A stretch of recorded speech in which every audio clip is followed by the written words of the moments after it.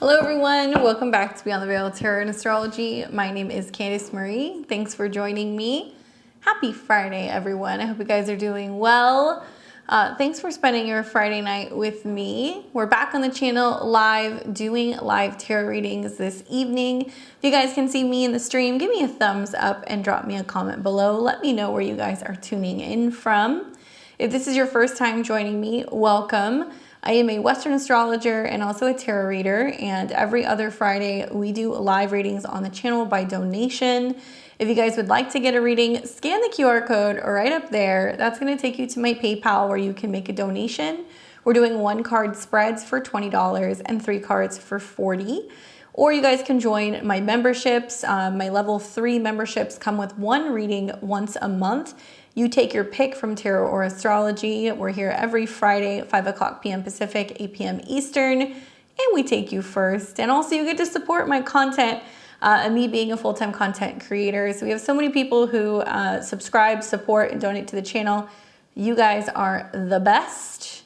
What's up, Jessica? Hey, Dorothy. Hey, the blonde. Hey, Wild Moon. How's it going? Red's here. So we'll give everybody a little bit of time to kind of show up. What's up, Paula? I got you. I'll add you to my list. If you're a level 3 person and you want to get a reading and cash in on this month, let me know so I can put you in the queue.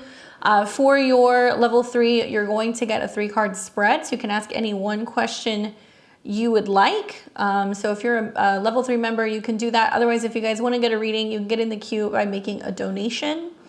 If you scan the QR code, it'll take you to my PayPal. You can put your question in the memo box and just let me know what your question is, and then I'll be doing your reading. I'll give you a little bit of a roll call and let you know who I have. So Jessica and Paula for level 3.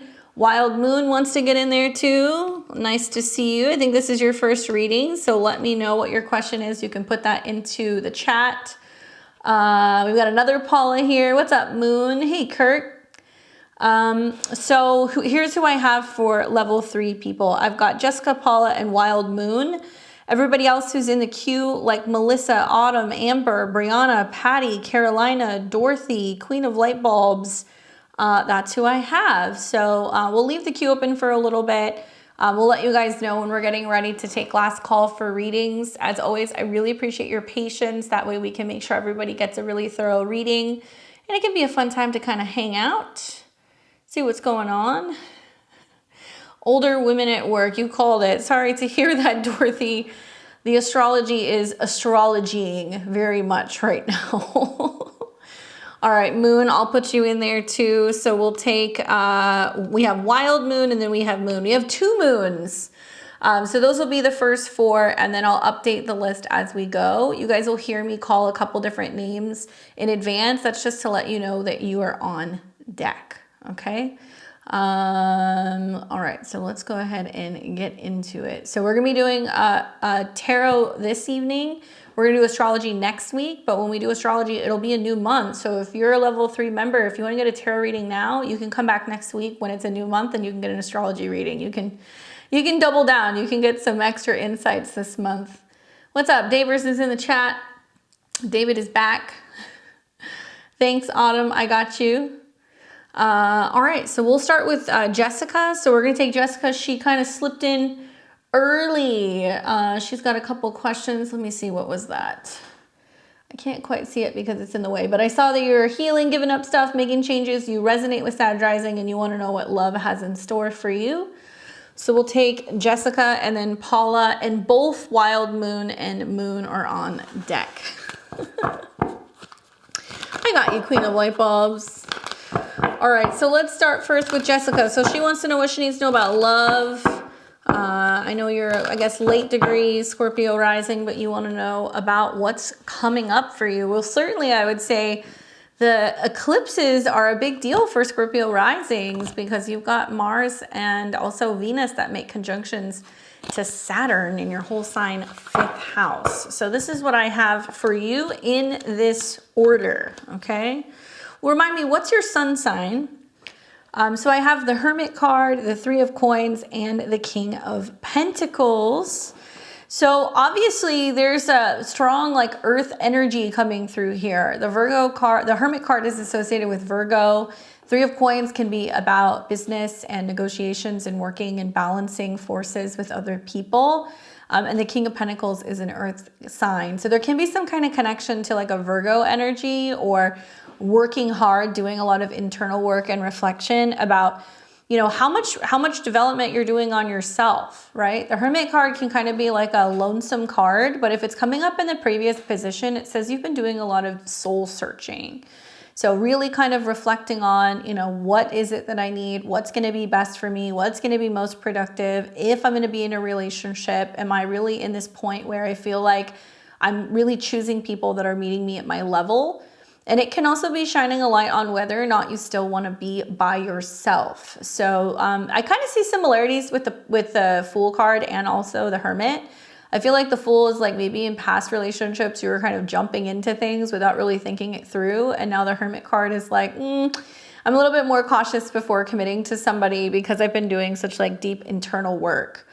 The Three of Coins can be talking about timing. So it can be 3 months. That's kind of how I see it. And it can be talking about a process of, you know, focusing on meeting people who are also working on themselves, or you may meet somebody in a group environment. You might meet somebody while you're out with other people or like with coworkers or people associated with your profession.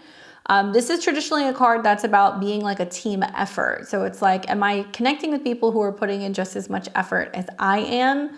And it can also talk about like really making sure that you're choosing relationships that are supporting like the person that you're becoming or your professional goals, your financial goals, and kind of feeling like you're building with another person in a really solid way.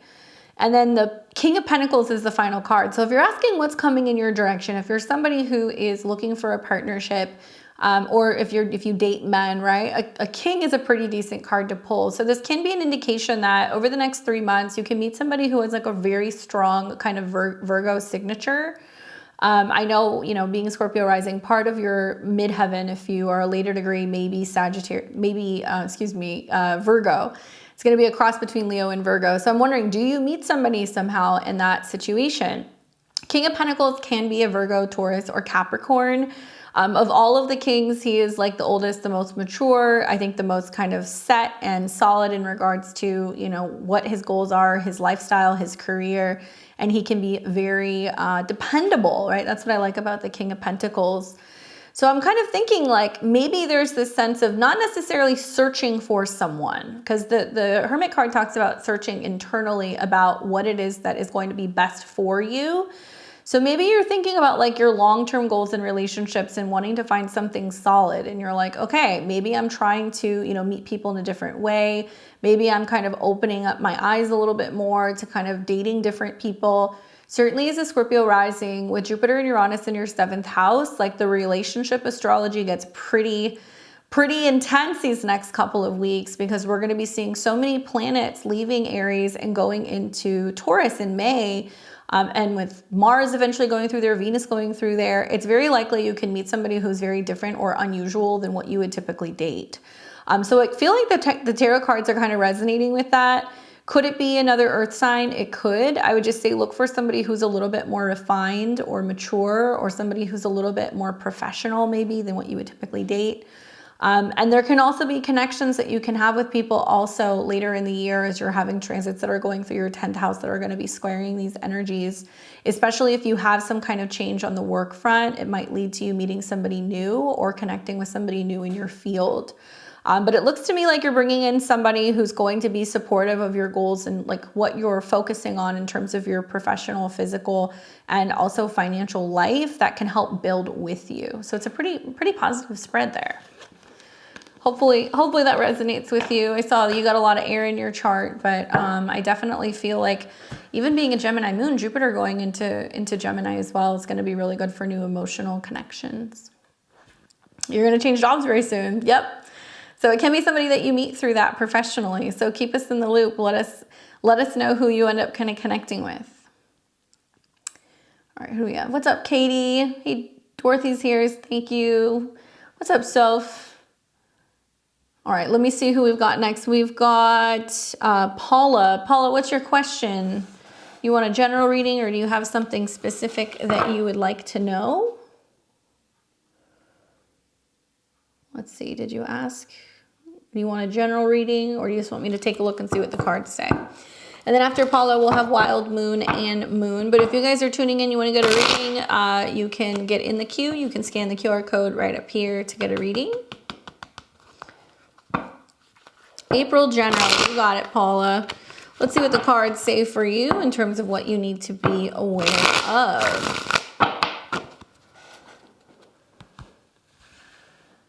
All right. Ooh. I'm very curious what that second card was. There we go. A lot of wands, Paula. There's some big fire energy happening for you right now.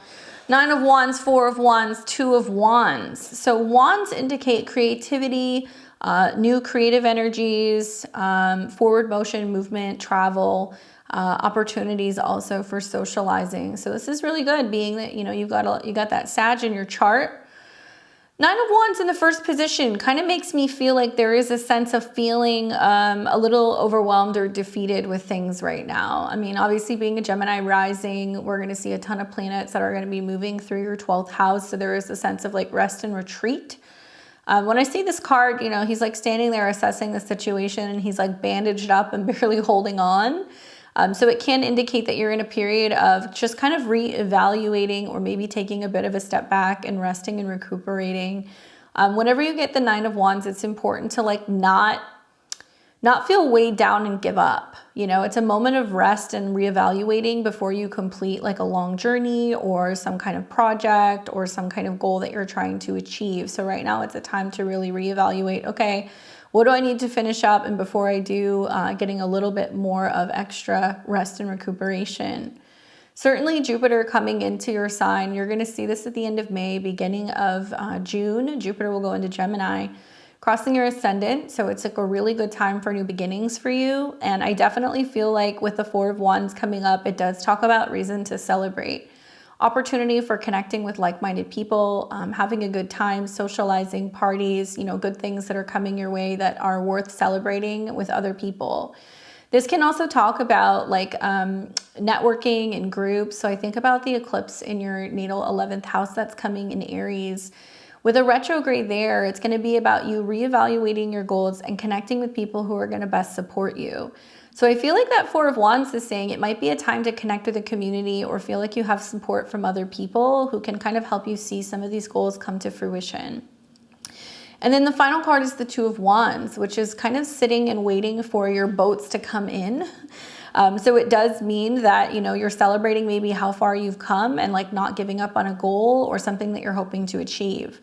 2 of Wands can talk about being at the precipice of making a big decision. Things like traveling, relocating, starting a new relationship, or even a new business come up sometimes with the 2 of Wands. And if you notice, he's holding the globe in his hand. So it means he feels like he has an opportunity that's being presented to him. He's just choosing when to initiate it or where to go. So right now, if you're feeling like a little unsure about moving forward on a certain topic, especially if it's something relating to creativity or self-employment, I feel like it's about taking time to kind of rest and reset and connecting with people so that way you feel like you have a better understanding of where you want to go, and also some kind of support, because it does seem like other people are going to be encouraging you to make some kind of change. And the 2 of Wands is basically about making the decision to take the next steps moving forward. All of these wands seem to indicate that it's going to be very active during the fire months. So right now we're in Aries season. So the next season you're going to see is going to be the end of July going into August, which will be Leo season. And I really feel like for you, that can be a huge turning point where suddenly there's this awareness that's like, okay, this is what I want to be launching. This is what I'm going to be doing after a reassessment that's going to be going on over like the next month or so. I'm wondering also, like the 4 of Wands can be talking about parties, celebrations, you know, like marriages. Like this is seen as like a marriage card. So there may be a sense of like either planning a trip or planning some kind of like big celebration, and you're trying to figure out where to start. And you're like, I don't have the energy to do this right now. It's not the right time. If you're feeling that way, don't worry, give it a couple of weeks and it seems like it's going to be better timing for you. And definitely when you get to June, there's going to be much more optimism about what the future holds. Hopefully that's helpful. Don't forget to smack those like buttons. Appreciate it. Thank you. What's up, Darlene? Your birthday's coming up too, really close to the eclipse.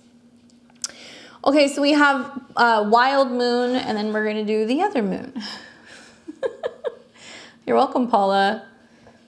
All right, so wild moon, Phoenix rising says, what can I expect in the upcoming eclipse? I'm an Aries rising, 3 degrees, sun, moon are square to that eclipse, 20 degrees, Cap, sun, and Cancer, moon. So if you're Aries rising, then you've got your moon in the 4th and your sun is in the 10th house. So the eclipse will be in your 1st house, squaring it. So if you're having an eclipse that's going to be in an angular house, so any of the cardinal signs, it's going to be very active because it's going to square other parts in the chart, which kind of makes the whole wheel of the chart turn. So you feel some kind of pressure.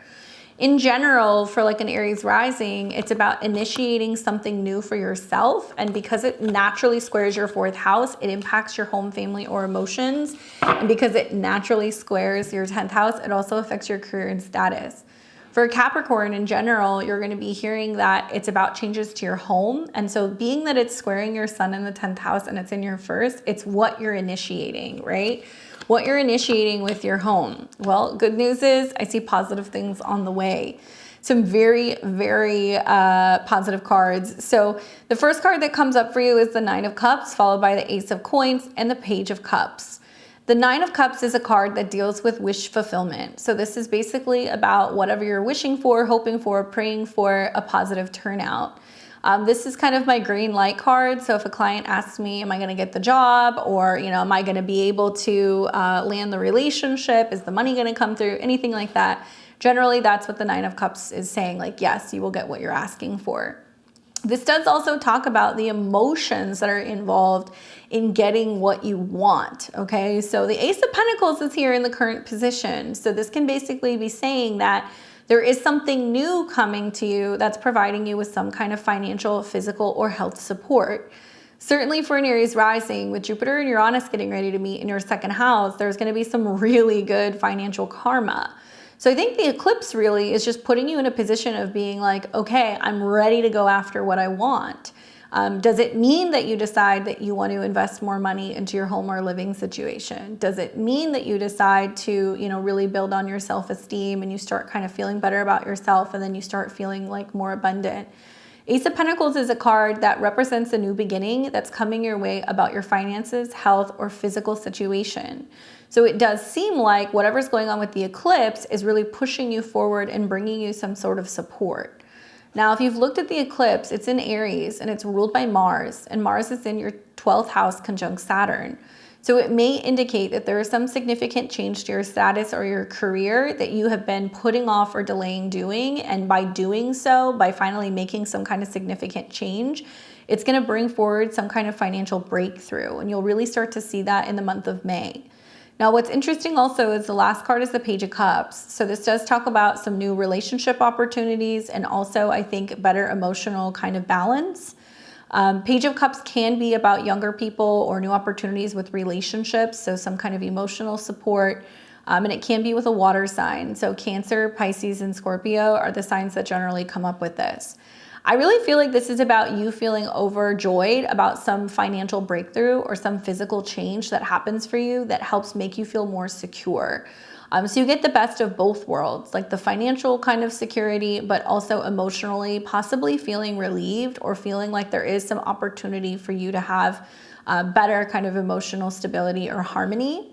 And it may mean that somebody is fulfilling something for you or giving you something or being generous with something, which makes you feel very loved and supported. Overall, the eclipse looks pretty gnarly for Aries risings, but believe it or not, I think for a lot of you guys, it's about finally getting out of your comfort zone and being like, you know what, I'm going to go after what I want. And like that feeling of having renewed self-confidence and really kind of investing in yourself, and then that manifesting as some kind of physical abundance. So it looks pretty positive with your chart, and certainly like eclipses square your personal planets. That's your sun moon midpoint. So that does mean that there is going to be like a lot of action going on at the time of the eclipse. It'll unfold over a period of a year. So you'll kind of see it over the next couple of months transpire. Hopefully that's helpful for you. Do we have any other level 3 people that want to get in? Let me know. What's up, Melissa? Well, thank you. I appreciate it. Okay, so we've got the other moon. Let me scroll up here. I saw Rhonda join level 1. Welcome. And what is that? Mylin? Am I saying that correctly? Emlyn, welcome. Thank you guys for your support. I appreciate it. All right, so let's look at the other moon. Did you have a particular question for me, my dear? There she is. You're welcome. All right, so she says, hey, Candace, I'm interested about how the upcoming events may impact my career. All right, well, let's check it out. Those of you guys who are just tuning in, the queue is still open. If you guys want to jump in and get a reading, please do. Melissa, got it. Thank you. All right, so she wants to know how these upcoming energies are going to affect her.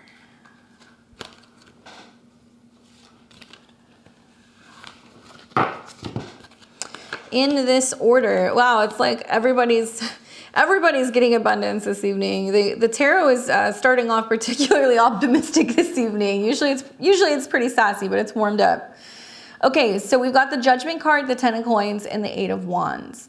This basically means that you're making really big decisions, like definitive decisions about what you're wanting long term. The Judgment card is one of the major arcana cards, so it is a major energy, and when it comes up in a spread, it means that it really needs to be acknowledged because it's trying to send a specific message. The Judgment card is basically making a decision that can feel definitive, like it's like a turning point for you.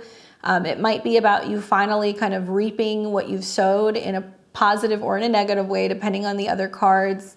But considering the Judgment card is surrounded by the 8 of coins and the 10 of coins and the 8 of wands, it does seem to suggest that you're rapidly approaching your goals. 10 of coins can be about long-term financial planning, career, basically like positive career changes, receiving some kind of funds, inheritance, or long-term financial planning. When this card comes up, it does talk about like long-standing goals with your career and like reaching things that you have been hoping to achieve for some time. And it can be talking about like long-term financial results. So if you've been working hard towards getting, headway in your career or getting more recognition or a raise, this can be an indication that this is coming. Equally, it can be about making some long-term definitive decisions about your home and your family situation, because this is a card that deals specifically with, being able to feel like you have what you need in the long term.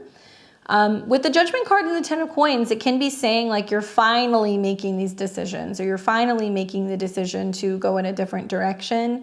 It does seem like some of these changes will come very swift and very rapidly, because the 8 of wands is a card that talks about forward motion and like all energy going in one direction. That being the final card makes me feel like you're really thinking about your long-term goals, and it's prompting you to go, you know what, that's it, I'm doing this now, or I'm doing that, like making a real serious decision, and then suddenly it's like launching you in a new direction. 8 of wands can also talk about like there being sudden events that kind of come up and you have to seize the opportunity, or you have to seize the moment. And it definitely does talk about what's going to be happening over more or less like the next 8 weeks. I like that that's coming up for you right now. I mean, I don't know if you also said that you were a Scorpio rising, but I definitely feel like for a lot of you guys, there is this huge shift that's about to happen in regards to your relationships and your career. You're going to see this in May and then again in August. And so a lot of things are going to be changing about who you're partnering with, who's supporting you, how that's changing the direction of your career. So I think the Judgment card is basically saying, make the decisions that are going to support your long-term goals. Make the decisions that are going to give you the long-term results that you're looking for in terms of your finances. Check in with your partners, check in with your family, check in with your bosses, people who are going to be helping kind of guide you and give you the direction that you need to go in to make these long-term plans, and do not hesitate.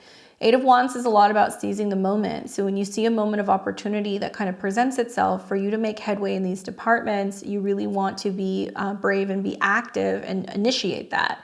I think that's especially true with the eclipses happening in Aries in your 6th house. This is about new workspaces, new habits, possibly even, you know, focusing more on organization and productivity. Health can be another thing. So this can be talking about being more active in seeing health progress, not just with your career, but with your day-to-day routines. So much about what's going on in this next month is about getting organized so you can actually hit some of the goals that you're hoping to achieve later this year. Hopefully that's helpful for you. Thanks for being a level 3 member. I appreciate it. What's up, Tiana? How's it going? I appreciate you. Let me update this list here. Since you're level 3, I'll take your question 2. As you guys know, PayPal has been a bit of a pain in the ass lately, so I apologize if there's a delay, and there is. It always seems to know when I'm live, you know? It's like, oh, you're live? Let me make you go through some extra hoops. Come on. There we go.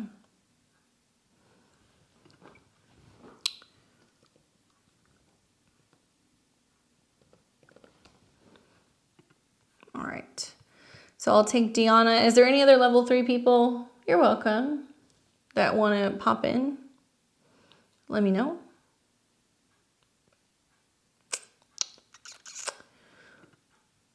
All right, so Deanna says, I won't catch a live, still in Ireland, general vibe of really giving the yoga sound bath, moon circles, and love life with Irishmen. Let's see. Living your best life in Ireland, not wanting to go back home. So let's see what the cards say. Is there anything that we need to know on work or love related things?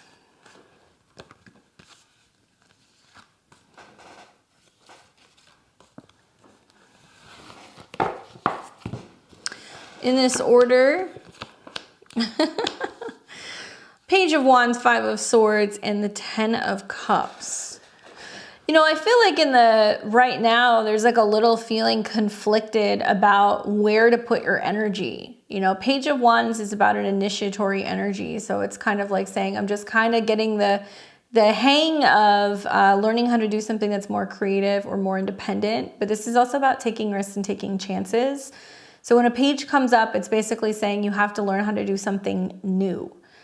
Page of Wands can be about self-employment, creative energies, anything revolving around self-expression and taking chances when it comes to, you know, your creative projects. The 5 of Swords, I feel like, is about really reevaluating whether or not you're making the right connections. It can also be about feeling a little frustrated when it comes to communications, because it can be like, okay, I'm ready to go, but like, where are my people? You know, or feeling like there can be some impatience with getting responses from people or from connecting with others.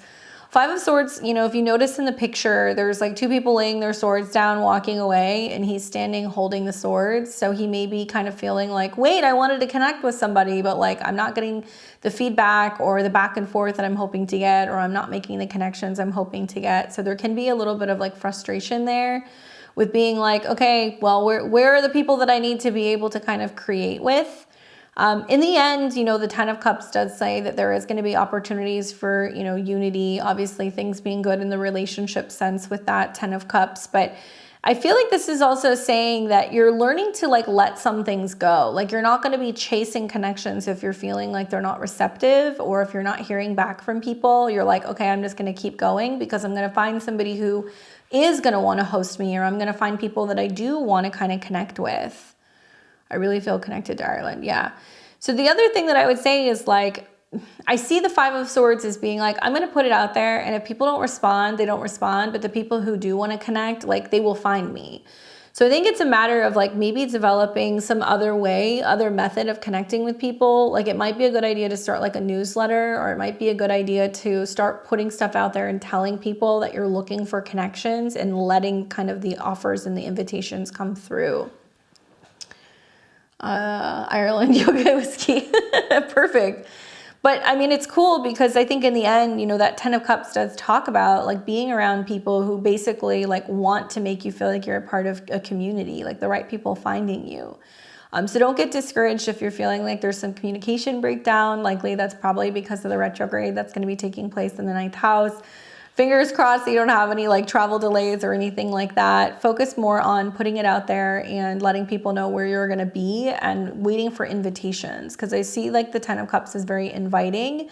And people saying, you know what, like, you know, I'll get back to you, let those people go, and find a way to be able to put information out. Like I said, like a newsletter or something. So people are staying in contact with you. And then, you know, the people who want to reach will reach out, and you'll be able to have an opportunity, I think, to do a lot of like gatherings, get-togethers, like things where there's going to be crowds of people, because the 10 of Cups is like everybody outside kind of celebrating and doing work together. And obviously, you know, it's outside where there's like rolling green hills and there's some kind of connection to the elements. And yeah, like it can very much be like fairs, festivals, and things of that nature.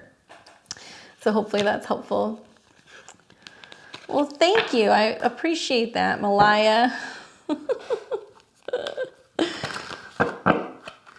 Keep us all updated. We want to hear what's going on. Is there any other level 3 people? Am I missing anybody? If I am, let me know.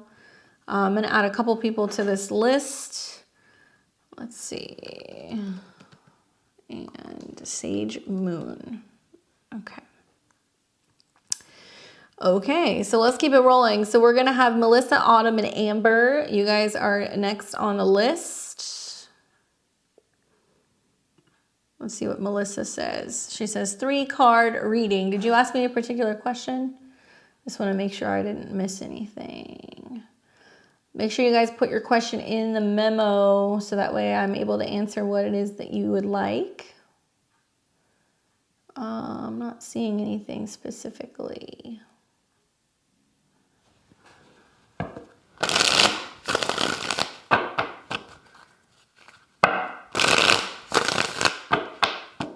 There she goes. Sag rising, Pisces sun, Aries moon. Spicy. All right. Focus on love. Well, let's take a look. Certainly the Sag rising horoscope for love can be a pretty good one. Considering you're going to have that eclipse that's going to be in your 5th house. So it can be definitely about romance, pleasure, self-expression. Especially if you have an Aries moon connected to your 5th house, that can be a particularly fun time. So here's the cards that I get. You guys, the cards are super positive, so we're gonna roll with it tonight. We've got the 9 of Coins, the Fool, and the Queen of Cups. I love this for you. You know, I really feel like the 9 of Coins and the Fool are cards that talk about going your own way. Being independent, being self-sufficient, like giving yourself all of the things that you want, all of the things that you feel like you need and you desire, and not feeling like you need another person to fulfill that. It's so important if you have Aries in the 5th house. It's like having to really practice self-love, having to be your own kind of hype man, right? Having to find ways to go and have fun on your own. And I think the 9 of Coins is a card that's like a woman that is, you know, really spoiling herself, treating herself very well. Coins deal with abundance. You see that she's kind of draped in this like beautiful, luxurious fabric, and she's hanging out with her bird, and she's out in the garden, and she's looking very regal. So it can be about being like, I am giving myself everything that I need, and I'm not willing to kind of let another person come in unless they can treat me this way or better. So that kind of being in the foreground in the first position does make me feel like there's like a lot of confidence in knowing what it is that what you need in a relationship, and that maybe a relationship is going to be an icing on the cake, which is already sweet in itself, right? It can also mean that you've gotten to a point where you really know and you understand your value, so you're not going to settle for less, right? You want steak, you don't want Burger King. There is a sense of having standards when it comes to who you're going to be entertaining. The Fool card is interesting. That does make me feel like you're more willing to take risks in love right now. You're more optimistic, idealistic, more willing to travel, get out and go and do things. Kind of like a double-edged sword, because you have all of this energy going through your 5th house, but at the same time, Saturn swinging through Pisces in your 4th house. So you may be feeling landlocked, stuck, heavy, you know, at home all the time, dealing with home or family matters. And so the eclipse that's coming in the 5th is like, if I'm going to be home, I'm going to do something fun, I'm going to do something creative, or I'm going to get back into dating. And then you're going to have a lot of energy that's going to go through Leo this year. a Mercury retrograde there, a Mars retrograde there. So you're going to have opportunities for extended travel. So I could see like the Fool card basically indicating that you're like, okay, I'm about to go out and, you know, venture and do some things and see some people in some places and get outside of my comfort zone. And that can be an opportunity for you to connect with others. Certainly like the Fool coming up with the Queen also can symbolize that you meet somebody who's very happy-go-lucky, you know, they may be bohemian, they may be somebody who doesn't necessarily have a quote-unquote normal life, who's entertaining and fun, and like they bring in this zest for life, which I would expect if you're single and having eclipses in your 5th house. There is going to be opportunities to go and just do things on a whim, which can really lighten up that Saturn energy. Queen of Cups also can be talking about, you know, being in a place where you're more open and romantic and wearing your heart on your sleeve and vulnerable. Obviously, you're a Pisces. So this is your cup, this is your card, it represents you, but it can be that you're more interpreting, or I guess intuiting, that somebody's going to quickly come into your life, and it may challenge the way that you look at relationships if you have always felt like, I'm okay, I'm on my own, I'm good. Obviously, being a Sag rising, Jupiter rules your chart. It's going into your 7th house in June, and you're going to see a whole slew of planets follow, which can materialize as opportunity to have a new relationship come into your life that can get you more open, traveling more, communicating more. And I think it'll be something that comes out of left field. You know, I definitely think that for Sag rising also, you know, the Fool card represents Uranus. So I think about how Jupiter and Uranus are moving into your 6th house, and you're going to have like, you know, some change to your schedule, or maybe you're making time for travel, or you're making time for play. So you're creating more variation in your life where you're letting love potentially kind of find you. And maybe, you know, you're basing how you're working or your routine based off of how you're feeling emotionally. And if you're feeling like you need a break, Queen of Cups, and you're like, okay, I need some time off, like you'll know when to put yourself out there, and it will increase the odds of you meeting someone.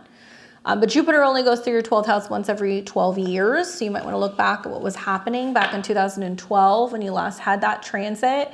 It usually does go hand in hand with somebody coming into your life. So I love that you have that transit, and then the North Node in your 5th house. It's like, yeah, it's going to be a good time to meet somebody. I think it's just about kind of keeping an open mind and creating enough time and flexibility in your schedule so that way you could meet somebody kind of on a whim. And definitely travel. That's like a huge thing with that transit. Hopefully that's helpful for you, Melissa. I have Autumn, Amber, and Briana. You guys are all up next. And those of you guys who want to get in, there's still time to get in. Scan the QR code. We're doing tarot readings. There's Autumn.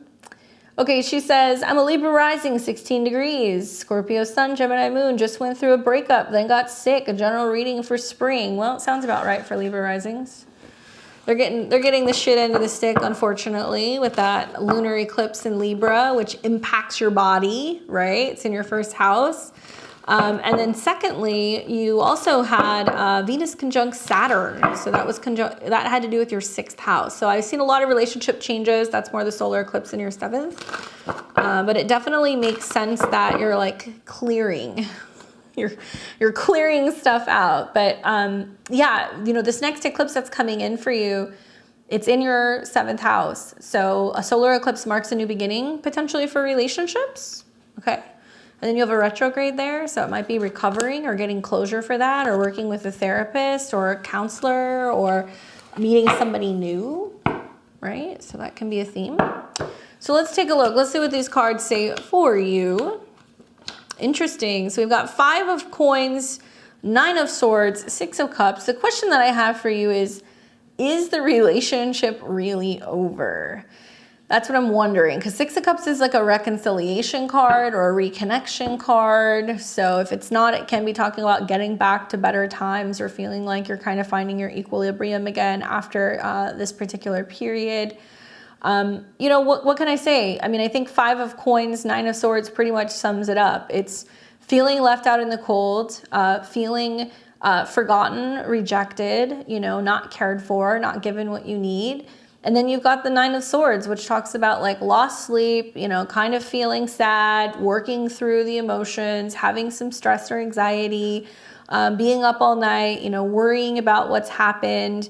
But these are the cards that are kind of in the past. Now, the right now card is the Nine of Swords. So it is saying that there is still this, okay, but what? What's next, right? I feel like for Libra risings, these eclipses are kind of like the first one was like a cliffhanger, right? South Node eclipse in your sun, on your sign in the first house is like this massive emotional clearing. And obviously the feelings of not getting what you need, and then also the stress of like separation can do a number on your body. So, you know, part of that's the Saturn-Venus conjunction. The next conjunction is going to be Mars. So really what I think it's saying is that you're realizing that you have to kind of treat the core issues or the problems that you're seeing in relationships. And it may be a matter of, you know, you basically going, you know what, I'm repeating the same thing. What am I learning from this situation? You know, am I really letting this thing go? Some Libra risings are finding that in their relationships that some of the problems that are coming up, it's to either show them, okay, this is a real problem, you have to take care of it, or this is where we have to work harder to be able to find the balance in relationships. Six of Cups is a positive card. I mean, this can be a card that's about, you know, reconnection. It can be about coming back together, but it can also be about being like, you know what, I just want to go back to life before this relationship, feeling a little bit more emotionally balanced and stable, and also like feeling like you can believe in love again. Like this is a card that's about finding a significant other, a connection, something sweet, something that isn't like dramatic, and like love not really having to feel like so difficult. If you're a Libra rising watching this, basically if you had that fallout, if you're going through a breakup, separation, divorce, whatever, you know, karmic things happen during eclipses. Like if somebody's being eclipsed out of your life, it's likely because something else is coming. And so I would say this to any Libra rising, but you guys really want to be looking into the future. You know, it's not just about this eclipse and this retrograde. It's dealing with karma, clearing something out so you can potentially bring something new in. So you'll see when Mars goes into Aries at the end of April, the end of April going into May, there's room to meet new people, right? You'll see this again also in like July when Mars and Jupiter, I think, align. And then you'll see next year, Saturn and Neptune will go into Aries. So big storylines about what's not working now, what we want to flush out so we can kind of come into connection and contact with somebody who is going to be like a legitimate match for us on a soul level. Personally, I feel like the Six of Coins coming up as a confirmation card is saying like, now you're learning to find support. And the seventh house is counselors, therapists, astrologers. It can be coaches. It can be trainers, right? People who are coming in that are kind of helping support you. And with Chiron being there, I feel like it may be worth talking to a therapist, or it may be worth talking to like a love coach or a life coach. Somebody who can basically talk to you about some of the patterns that are going on in relationships and encouraging you to be like, okay, enough of this shit. I'm not going to continue these patterns. I want to find somebody who's like a better match for me. And a lot of that also stems from making major changes in regards to who you are as a person. Libra risings are embracing that Aries archetype now of being like, yeah, I am more independent. I am a little bit more feisty or spicy or kind of confrontational, right? If you feel like people aren't treating you the way that you need to be treated.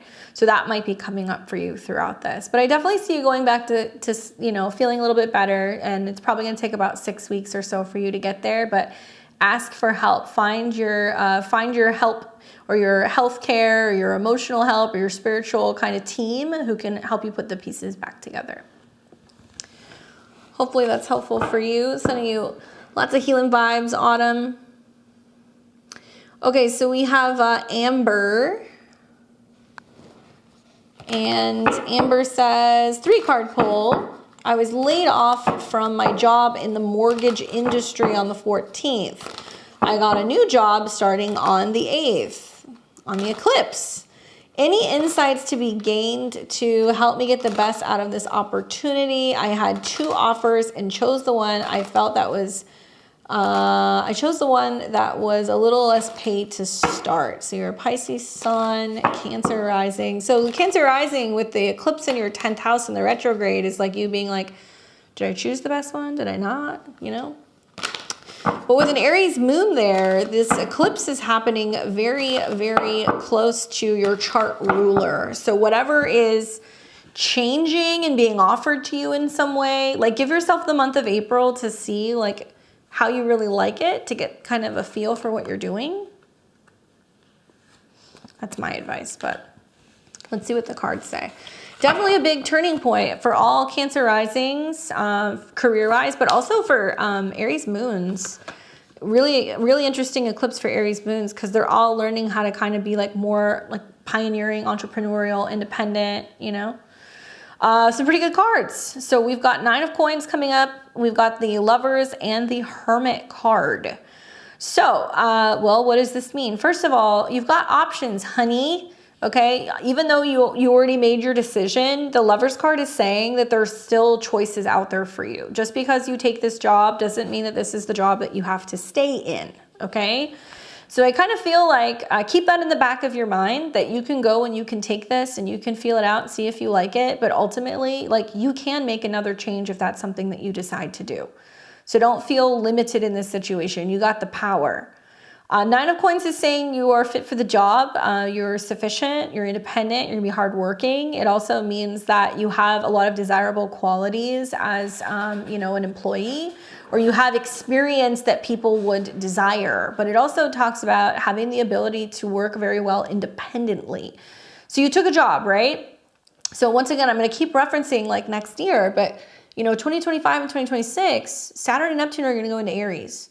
So for a lot of Cancer risings, it's going to be making some real big decisions about their long-term career goals, whether or not they want to get another certification, or if they want to start teaching, or if they want to start their own business and become more independent. So it's like, in a way, this next year, you know, you have time to decide, is this what I want to do, or do I want to go down a different path?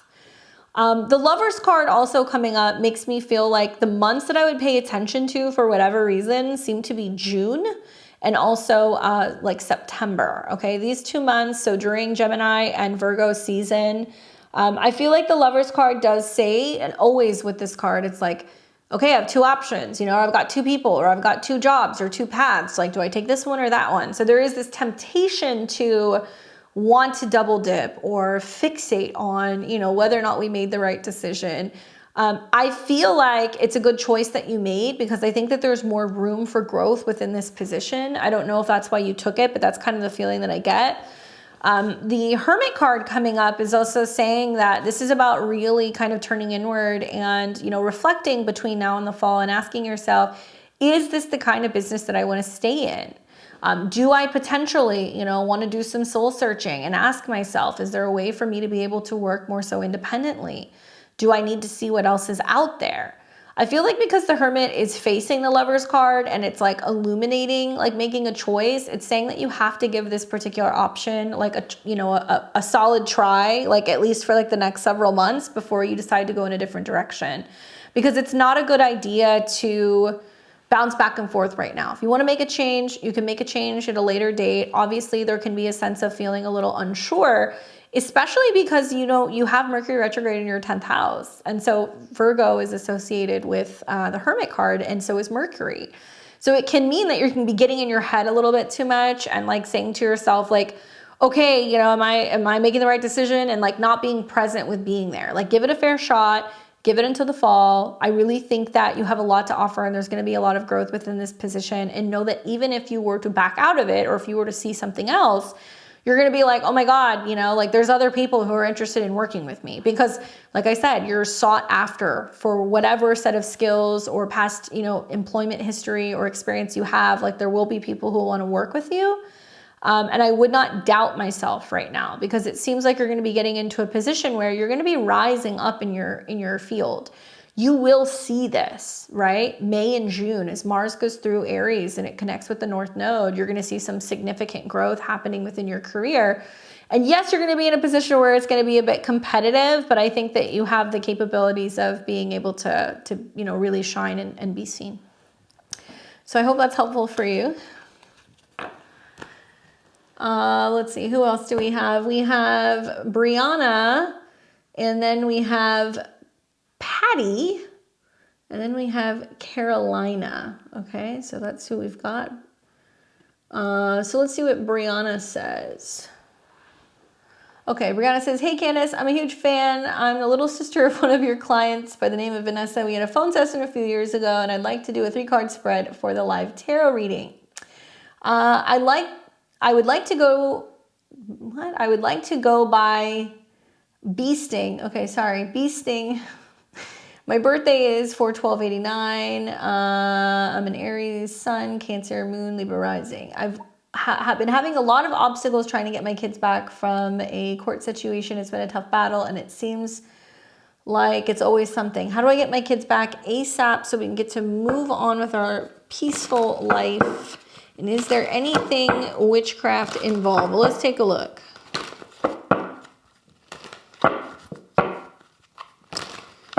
All right, so this is for Briana, beasting.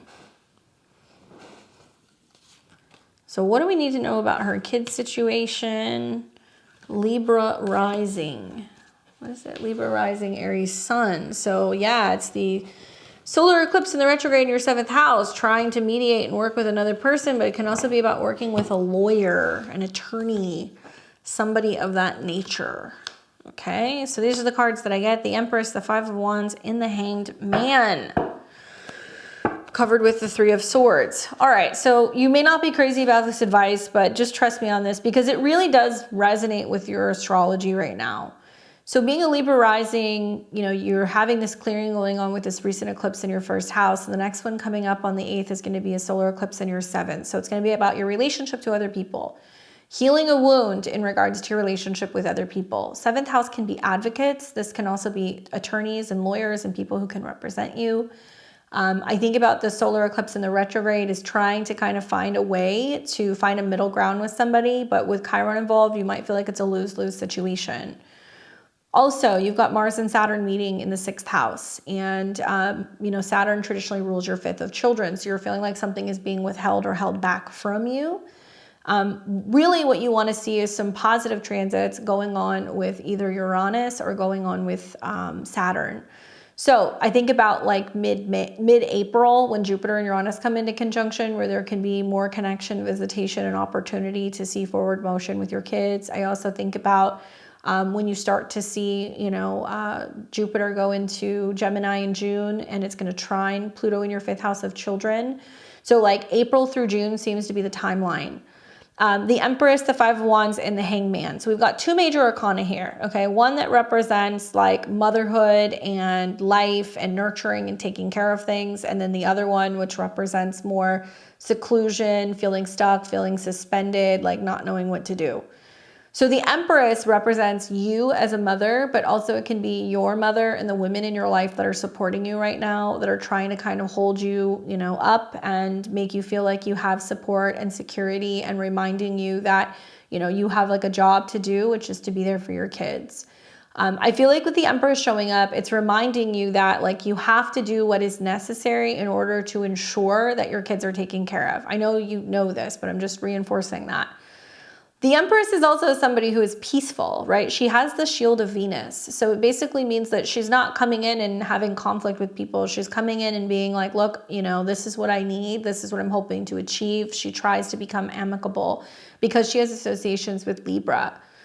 Then we've got the 5 of Wands, which is a combative situation. Everybody's throwing stuff at each other. They're arguing, they're fighting, they're pointing fingers at things. And this is a lose-lose situation. So combativeness and conflict and throwing yourself into the middle of it is not going to fix anything.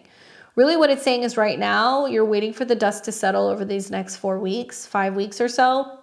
And you're letting other people, you know, kind of stir the pot and create a ruckus if that's what's necessary. The other thing that I would say is that, you know, this can say, let other people do what they're going to do, because it may put you in a position of being able to be like, I'm trying to be amicable. I'm trying to work with other people. They're kind of challenging me. And then the Hangman is saying like, you need to just hold on and wait just a little bit and like, let this dust settle before you make a decision. Sometimes the Hangman comes up where it kind of feels like you're suspended, or you're being kept away from something, or you're being held back. Certainly Mars conjunct Saturn in your 6th makes you feel like you're being kept from your kids. And, you know, you may be working with a legal aid or an advocate or somebody who can be coming in to help you with the process. But I'm pretty confident that, you know, once you start to see Jupiter making trines to Pluto in early June, that there can be a significant breakthrough. Granted, you know, it may take some financial, you know, backing up of some kind in April and May to make this possible. I think the Three of Swords is where you're starting to feel beat down and you're like, you know, I don't know if I'm going to be able to make it. I don't know if I'm going to be able to kind of see this through. But I feel like, you know, for one, you know, the Three of Swords and the Five of Wands, although they're difficult cards, these are minor arcana cards. So these are changing situations. These two are not changing. So it's saying if you stay with this and you're like making it more about your kids and less about the conflict, if you're really listening to the women around you, your sisters or your mom or other women, they're supporting you in this process, and you may realize that there is an importance to really showing up and being like, I'm going to put all the drama behind me.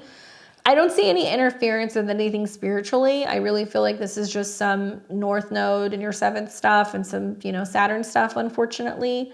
But I do feel like that Hangman can talk about meditations, visualizations, and what it looks like, feels like when you have that connection with your family, because it can help you manifest something. So it's a lot about, you know, turning within, reevaluating, having some kind of belief, really holding that in your mind's eye. You might want to be doing meditations and stuff on this to kind of help kind of break through some of this conflict that you're having with other people, because it does feel combative. In a way for it's like tit for tat. And I would say do not participate in that energy. By participating in that, that's going to perpetuate the problem, and it's going to delay any potential forward motion and having resolution. The other thing that I would think about also is that you are going to see a big turning point when you have a full moon that's going to be in Aquarius. This is going to be sometime in August. That full moon is going to square Uranus in the 8th house, which means there can be a deciding moment, both in terms of visitation and also in terms of like child support or money, where there is like a definitive decision that is made. We'd have to look at your chart, you know, fully to like have like the big picture of like what's going to happen in the long term. But I do feel confident that by choosing to avoid the conflict and going directly to the source or working with an advocate or a lawyer, so you're removing yourself from the situation and also keeping track of anything that they're doing that's in terms of like retaliation or things that are, you know, them being combative or making it difficult for you to communicate may potentially work in your favor if you take the path of, you know, peaceful resolution. Hopefully that's helpful for you. Looks like you guys may have just made it, so if you got in, I'll call some names in just a second. I've got Patty, Carolina, and then we have Dorothy. All right, Patty. Patty says, 3-card spread, please. A romantic relationship ended, career at one company ended to start a new career at another. Curious about what my future holds personally and professionally. So you had 2 changes, work change, relationship change.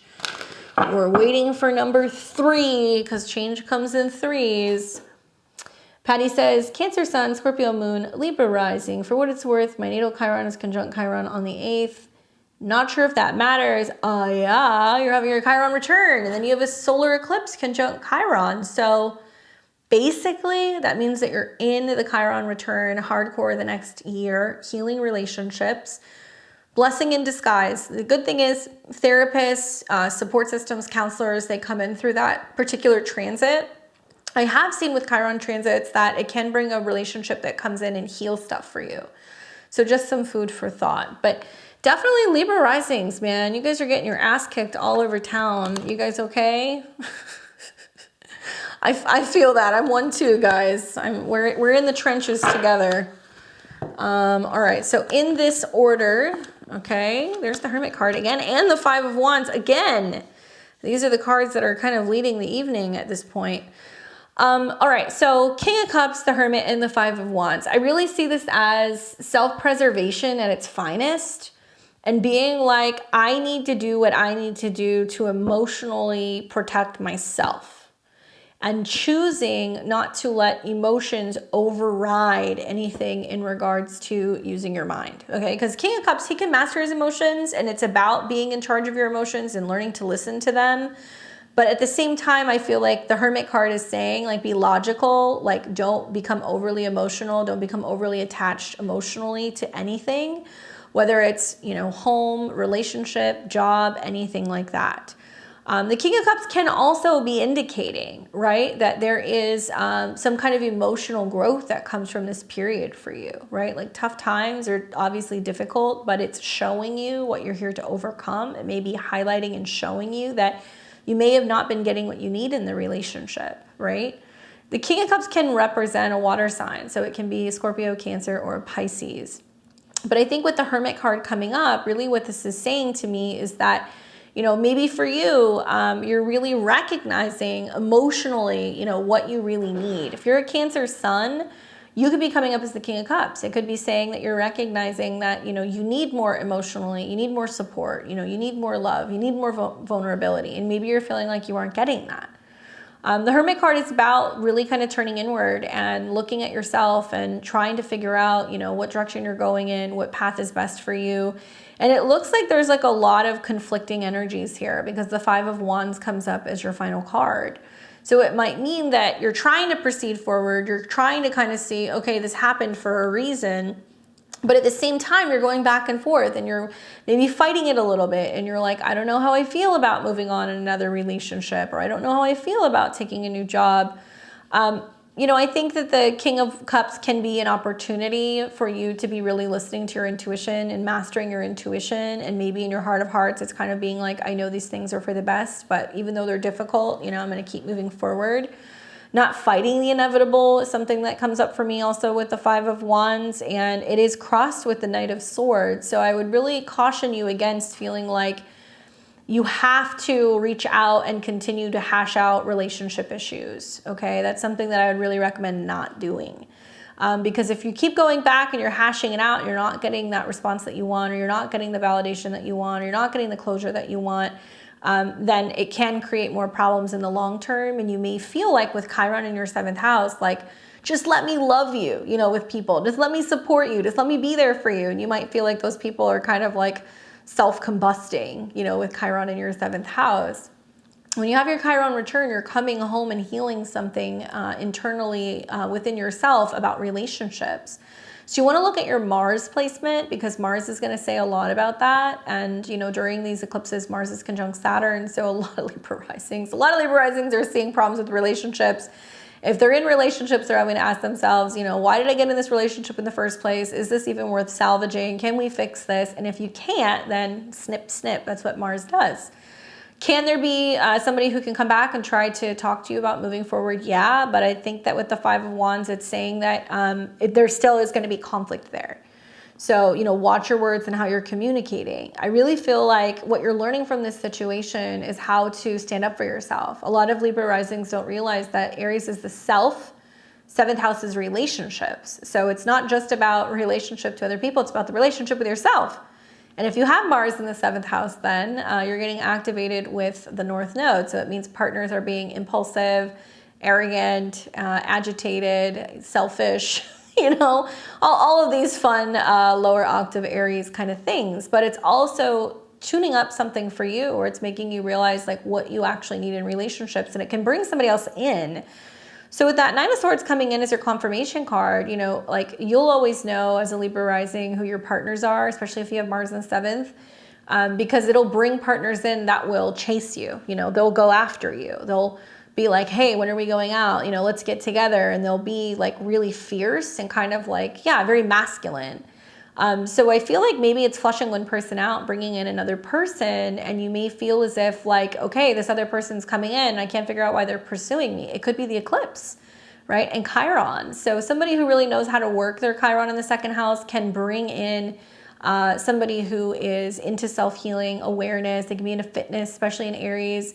So you may be bringing somebody in that's going to be more kind of matching your energy right now. And like I said, change comes in threes. So if you had a change at work and a change with a relationship, I have a feeling there's another change that's going to be coming. So just keep an eye out for that, especially a lot of Libra risings. You guys are going to see this in the summertime. Having 2 full moons in your 4th house, and then Pluto's going to return back to Capricorn. So a lot of changes are still happening on the home and family front. But likely partners of destiny are coming into your life with these eclipses. So I would welcome them in. Hopefully that's helpful. Dorothy says, I just want some EG's ranch fries. Yeah, can somebody from Tucson please, can you guys please like overnight me some of those? Can you airdrop me some of those? That would be great.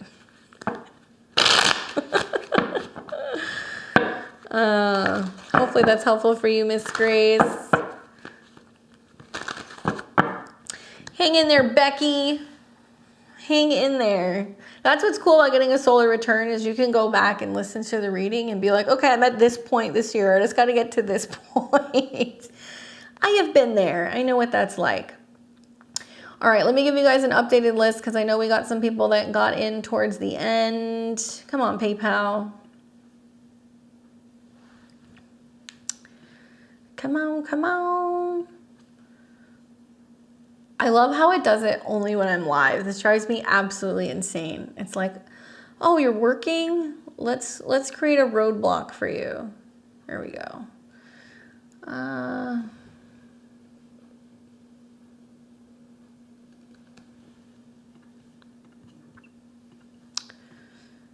All right, so let's see, that was, who was that we had? It's Grace.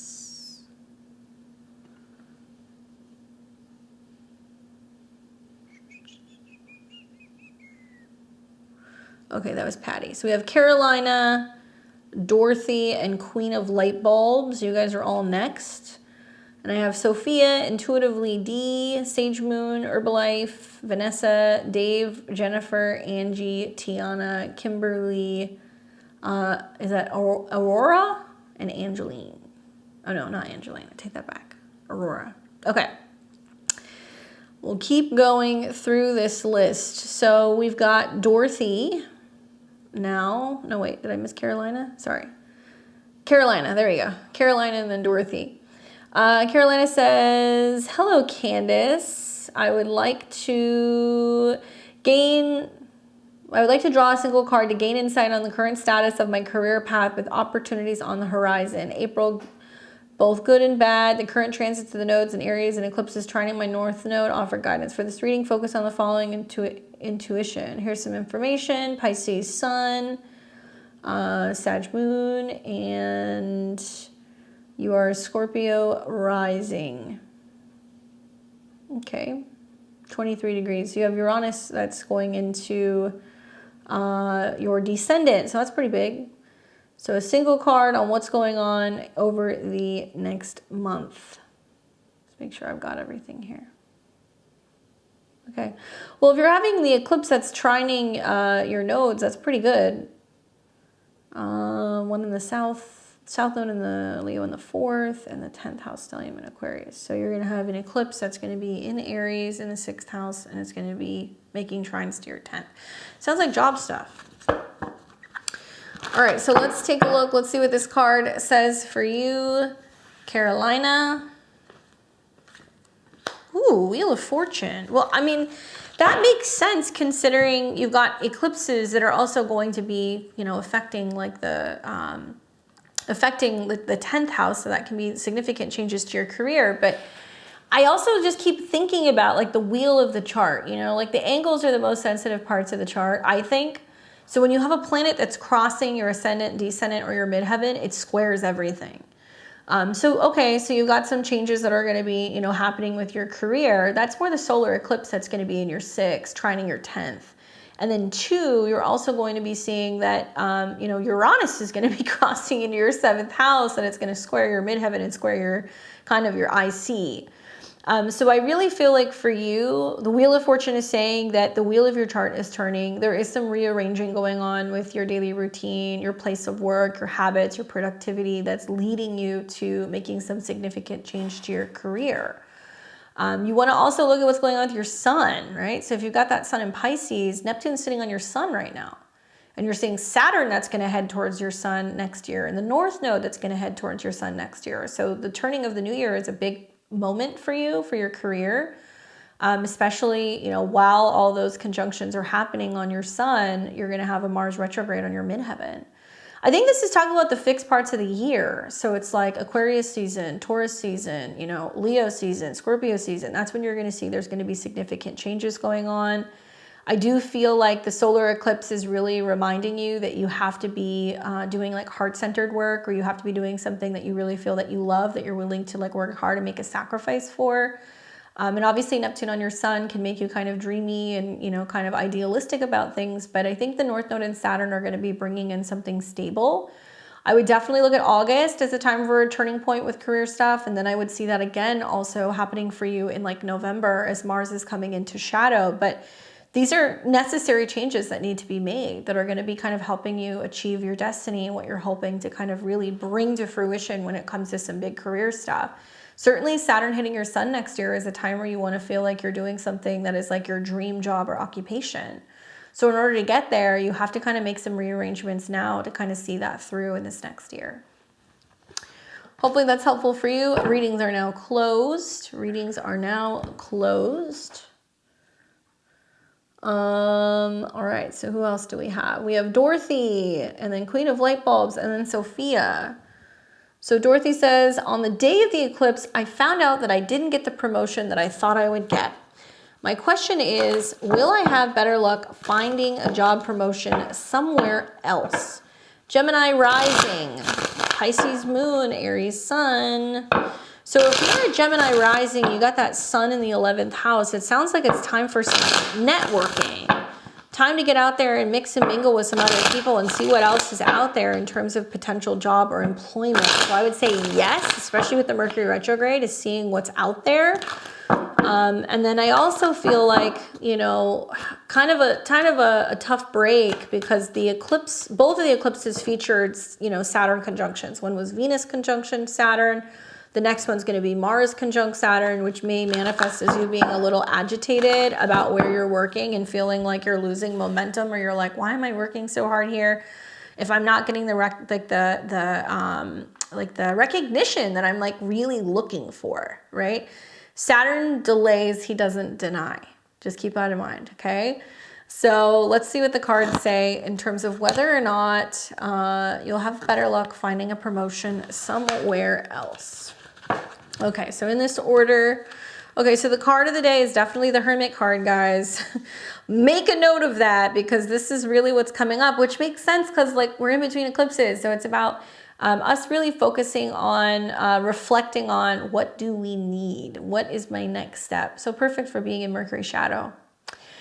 Three of Swords, the Chariot card. This is kind of like, you know, got my heart broken, didn't really get the turnout or the response that I wanted, did not get, you know, the promotion, kind of feeling disappointed and being like, okay, you know, that was like your temperature gauge on your relationship with your employer and being like, all right, you know, I'm seeing what else is out there. The Chariot card does talk about some significant turn of events that could potentially happen somewhere closer to like June or July, because this is a card that deals with Cancer. So, you know, I think about being a Gemini rising and right when you're having planets that are going to be going through Cancer, that's your money house, right? This is about money and resources and anything in regards to stability. The sun's going to go through there. Mercury's going to go through there. It's going to trine Saturn in your 10th house. So it can definitely be a huge turning point where you're feeling like you're getting your worth met. And also I think about how, you know, Mars is going to go retrograde through Cancer. So for a lot of Gemini risings, there's going to be a lot of like reevaluating, you know, do I like how I'm making money? You know, what's going on with my resources? How's my spending? So keep that in the back of your mind that while I do see growth happening within your career, probably what you're really going to find is that closer to Virgo season, when we have the lunar eclipse in Pisces, right? Pisces, September 17th. That'll be a full moon in your 10th house, a lunar eclipse. It's going to square Jupiter in your sign, which means you're going to be like, wow, this change was way bigger and better than I ever anticipated. However, it's squaring Saturn. So it's going to materialize as being like, I have a wealth of opportunities and there's lots of growth and I'm definitely growing and making money, but it's coming with like a lot of responsibility. So Saturn, when it's in the 10th house, you're going to find over the next like year and a half, it's really going to be about being in a position where, you know, you have some type of management role, or you're in a role where you're kind of, you know, given the keys to the office and told that, you know, you can run things, or you can manage things, or that you can be in charge. And yeah, your moon is there. So it's like, that's going to be a huge turning point where I think this is going to be about you being like, I feel like emotionally good and I'm feeling, appreciated. And I feel like it shows through my relationship with my employer and also how they're compensating me. So it'll come, but I think that, really June through about September is going to be the turning point. I see this as you using this as motivation. So I do feel like the Chariot card is saying like, you know what, screw it. Like I'm going to kind of use this as like a means to be able to kind of push and put my energy in other, directions. And the Hermit card makes me feel like you're going to keep that to yourself. Like even if they come back around and they're like, hey, there may be another, opportunity to, get a leg up later in the year, you'll be like, okay, great, thanks. But you still may be looking. And so I think that you'll be keeping this kind of close to your chest and not really talking about the fact that you're entertaining other potential jobs. But also the Hermit card is like realizing that, this may be coming up for you, and it's like this push to go in a different direction because you know that it's going to be best for your professional growth, right? Hopefully that's helpful for you, Dorothy. Make lemonade out of the situation. Saturn in the 10th house can be a real pain, especially because it squares your ascendant. So it challenges your kind of communication skills, but I definitely feel like it's going to play out a lot better for you in the fall. Get out there with this eclipse and network. I see like the eclipse in the retrograde in the 11th house is like going out there and redoing your resume, seeing what job postings are out there, kind of putting it out there and letting other people see what you have to offer. You may actually get a few, kind of contacts or a few leads. All right, so we have got Queen of Light Bulbs. She says, what are the most noteworthy changes I can expect to see from or during this eclipse season? 29-degree Cancer Sun, Moon in Aries, rising in Leo. Well, you've got this first eclipse that happened, obviously, for Leo in your, let's see, Aries rising, 26 degrees. Okay, Aries rising, Leo rising. So you had the eclipse technically in your whole third house. So this is going to be more about like communication, things revolving around travel, like learning. It may have kind of dipped a little bit into your fourth house. So it could have been about home and family. But the next one that's coming, that's the big one, is going to be the eclipse that's going to be in Aries. And that's going to be taking place, obviously, in your whole sign 9th house. It might be kind of branching on your 8th house because you're a late Leo degree. So it might be about personal change. It might be about travel and like your beliefs. It's a very spiritual eclipse. So I think that it can be about like learning more about your belief system, some kind of spiritual practice, traveling, some kind of mentorship coming in for you. Self-discovery is a huge thing with Aries in that house. Oh, would you look at that? I pulled an extra card. Okay, so we have the Queen of Swords, the Two of Coins, and the Nine of Wands. I kind of feel like this is financial for you, and that makes sense because you probably see that part of your part of the Aries is in your 8th house. So the eclipse is probably, if it's at 19 degrees, it is in your 8th house. You can confirm and let me know. But these two cards are money related. Okay, I'll move this down a little bit. So this was the bonus card that jumped up. I did not intend to pull it, but I pulled it. Queen of Swords is about communication, thoughts, ideas, and how you are getting the point across to other people. This can be about learning, speaking up, writing. And this is also associated with air signs. So Libra, Aquarius, and Gemini kind of comes up here. I wonder if this is about you making some decisions or some decisive actions about what you're doing with your resources, spending versus saving, things that you're paying off, and reevaluating your relationship with money. I say that because the Two of Coins represents like that back and forth where you're like, do I want to do this? Do I not want to do this? And it might represent giving something up or deciding that you want to invest in something as well, and something that you're doing with resources. The Knight of Wands comes up, which does talk about feeling overwhelmed, and definitely it can be about feeling like a little bit defeated, where you're like, I'm trying to get out of this situation. How do I handle this? Feeling like you're exhausted or you're kind of at your wit's end with something. And then comes like the bonus card, which was the Ace of Coins. So I think that was like a secret message for you that's like letting you know, like, hey, don't sweat finances right now. Don't worry about whether or not you're going to have support. Focus more on what's going on with like getting grounded and getting centered in your situation. Don't worry about what you lost. Don't worry about what is no longer around. Be more focused on what you're growing, and that there is going to be something new coming into your life that's going to bring you some sense of financial security or better health or even professional, opportunities. I also think that this is about you weighing and going back and forth about what it is that you truly value, you know, whether or not you want to let go of certain relationships, you want to let go of certain people.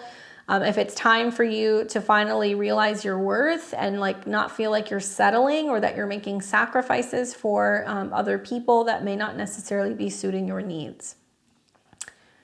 What does she say? Solar return, progressive rising, first house, seventh house. So it can mean about going back and forth about being like, okay, you know, do I want this or do I not want this? And the Queen of Swords doesn't really think. She's very decisive. She's very direct. She's just kind of like, nope, this is what it is. So it's less emotional, more logical, and like really, you know, being direct with other people about what your needs are and making sure that you're feeling heard and making sure that they're being met.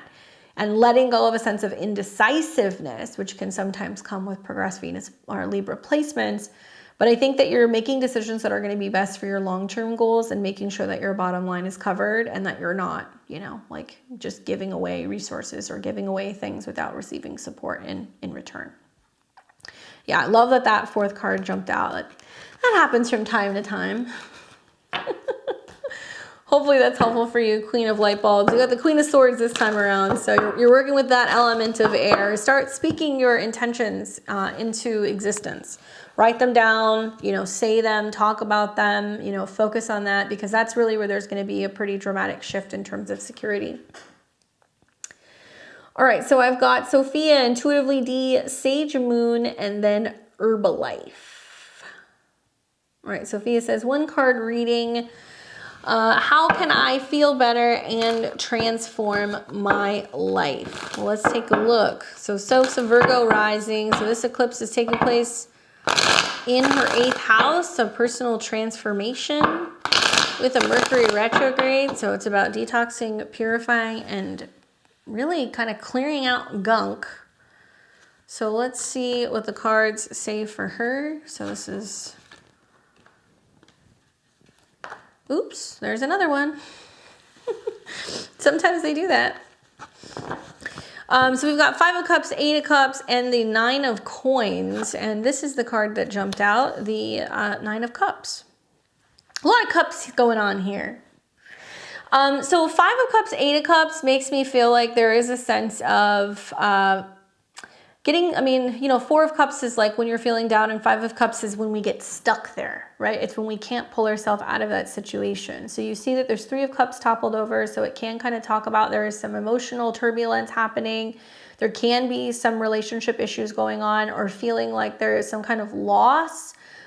Disappointment comes up a lot with the 5 of Cups, of disappointment of things that don't come to fruition, or people who kind of disappoint you emotionally, where you feel like there was some sense of connection and vulnerability, and then the cups are kind of toppled over. So this being in the past position is saying this is what you've been dealing with.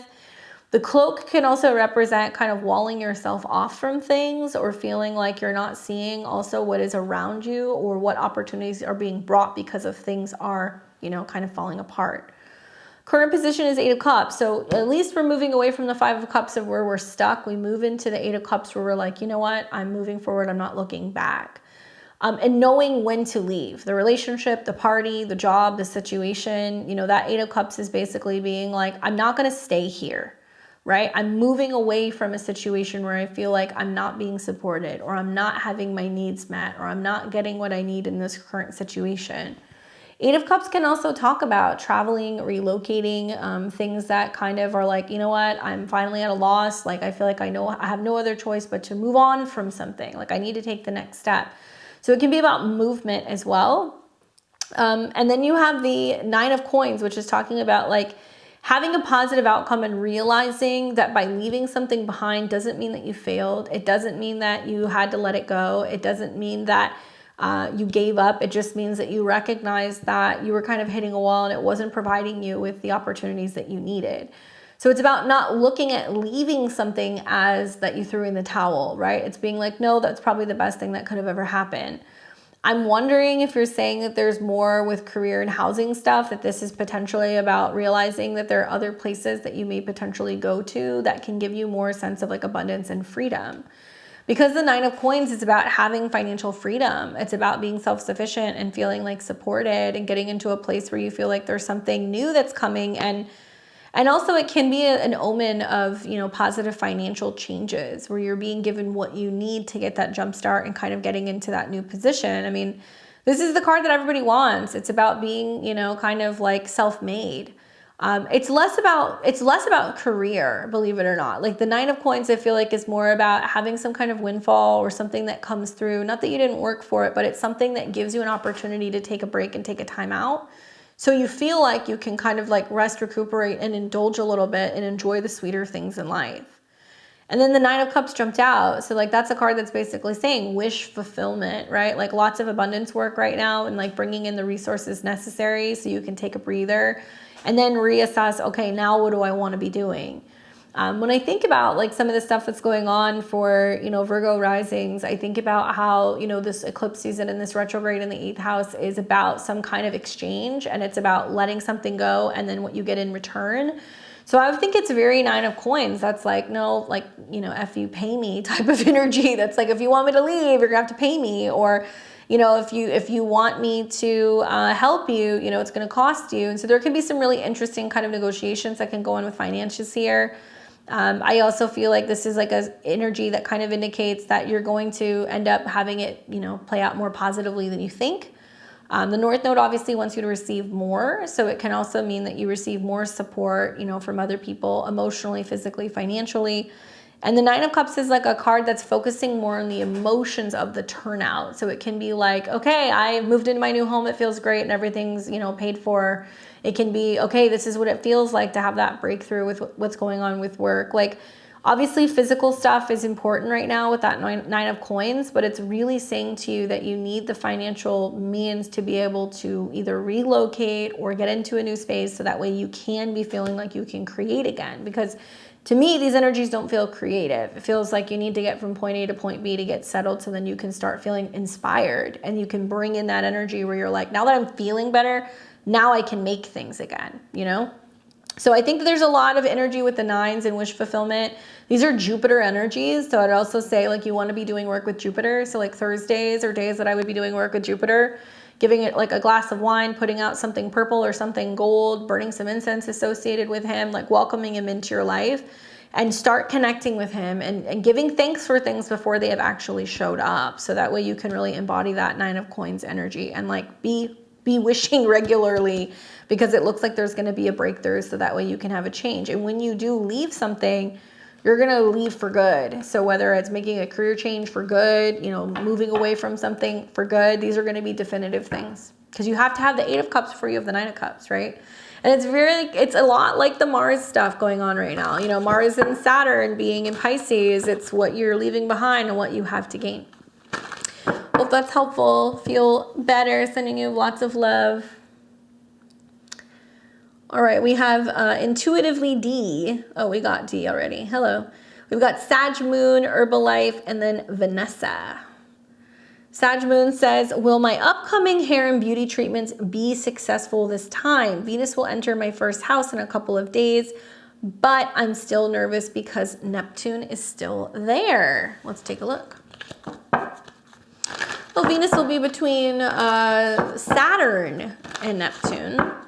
So it means that you're making the changes to your beauty routine. So Venus being in that first house is great. She's going to sextile Jupiter and Uranus. So that can be significant changes, but you may not see it, truly see it until Venus comes into your second house maybe, or conjuncts Jupiter maybe. Oh, that's a great card.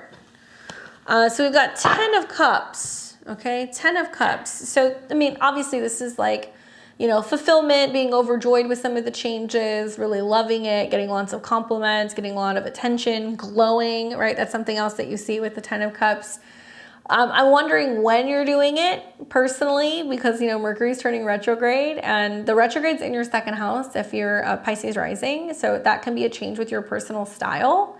I definitely feel like for you, this is also about like really focusing on some of your long-term like goals in terms of like your beauty. So it's not just Venus going through your first house. You're also going to see a really nice period when Venus goes through Taurus and it starts coming into conjunction with Jupiter, and that'll be at some point in the month of May. I would say look for some of the results to be, you know, coming full circle right around that time. And, you know, when Venus is between Saturn and Neptune, it's like you're making changes, but you're not going to see them immediately, right? So you'll make these like shifts and then you'll really start to see that change come, you know, I think really into fruition when Venus is in Aries and when Venus is in Taurus. But it does look like you're going to be pleased with the results. And it does look like there's some reason to like celebrate, you know, finally completing something. So if you have been unhappy with a look or a result and now you're like, okay, I'm going to try this again. There is some kind of reward after a long period of trying to get something done whenever you deal with a 10. What are you doing? What are you doing? We all want to know. Okay, so we have Herbalife. And then we have Vanessa and David. So Herbalife says, an indie intuitive, thank you. I'm seeing another Sagittarius. I'm a Virgo rising. He's a Scorpio rising. Getting divorced. Should I spend any more time on this relationship or should I move on? All right, so we've got the Virgo rising asking if they should keep dating, the Scorpio rising who's getting divorced. Well, they're definitely going to be divorced with that Jupiter Uranus in their 7th house. Let's take a look. Something doesn't quite sit right about it. Well, I mean, this is just my astro brain. You know, being a Sagittarius rising, you will see Jupiter go into your 7th house, which is great for relationships, but it's going to square Saturn in your 4th. So it can mean that you're like, I'm seeing somebody, but they're having setbacks, you know, with their living situation, or like something is changing in regards to their home or their family life. There could be something like that happening, right?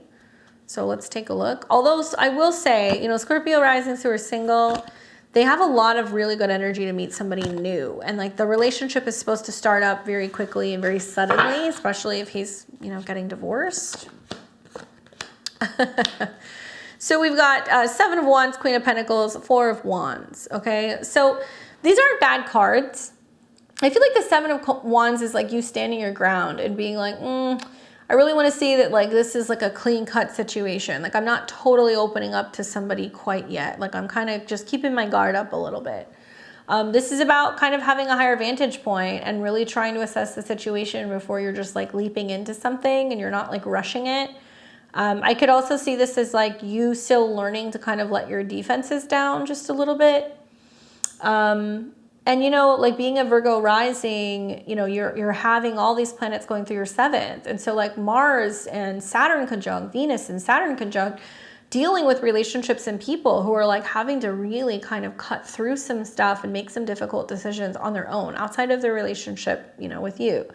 So that going on in your 7th house represents that, and it represents, you know, blockages and things happening. Equally, you know, this next eclipse that you're going to have in Aries, it'll be with a Mercury retrograde. So you're going to find out more about whether or not you can really truly trust somebody or if you can like continue to open up and be vulnerable with them. I think with the Queen of Pentacles coming up, it's saying that you're playing it smart, that you're being cautious, you're being reserved, you know, you really know what your worth is. You really know that, you know, you're not really looking to kind of like screw around with somebody. You don't want to waste your time. And there is a sense of you approaching this in like a very mature manner. The Queen of Pentacles is the most, I guess, grounded of all of the queens, right? She represents the element of earth. So that can be you as a Virgo rising. And it can also be about you kind of reassessing the situation and being like, look, I don't want to do anything that's going to kind of throw me off of like my, you know, my position right now of feeling solid and stable. I feel like that coming up with the 4 of Wands is saying you're going to continue to give him a chance. So I don't see this as being something where you're going to cut it off. 4 of Wands is about happy times, temporary spaces, you know, feeling this out for the better part of like the next 4 weeks or 4 months. It can talk about some significant kind of gathering or union that you're going to have with this person. And like I said, for Scorpio risings, you know, if they're getting out of relationships right now, significant relationships are still starting, and they're going to see that there's going to be quite a bit of room for like development, especially like May, June, and July.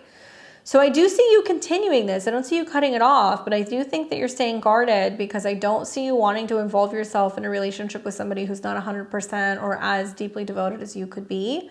But I do feel like that 4 of Wands is wonderful for like getting out, getting to know them, spending time together, doing things and like socializing with them and seeing how they are outside of the one-on-one dynamic. So go and do things and like introduce them to friends or do things socially to really see, you know, if they're doing well, if they're genuinely done with that relationship and they're coming out of it and they're able to kind of connect with you and maintain their equilibrium.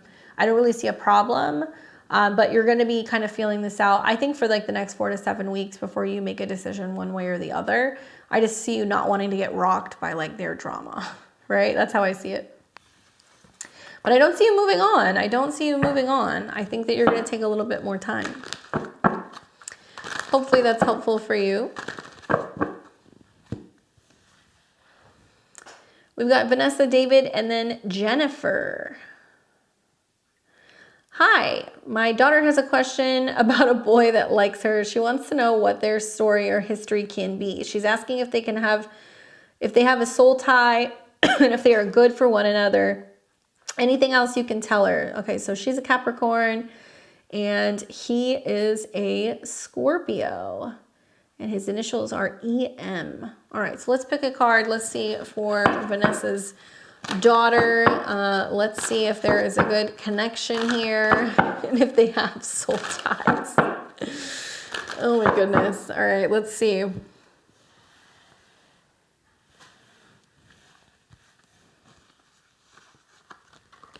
Ooh, interesting. So she gets the Queen of Cups, okay, confirmed with the Judgment card. So that, to me, this is kind of saying like, you know, she's intuitively feeling like there is something deeper here than like what meets the eye.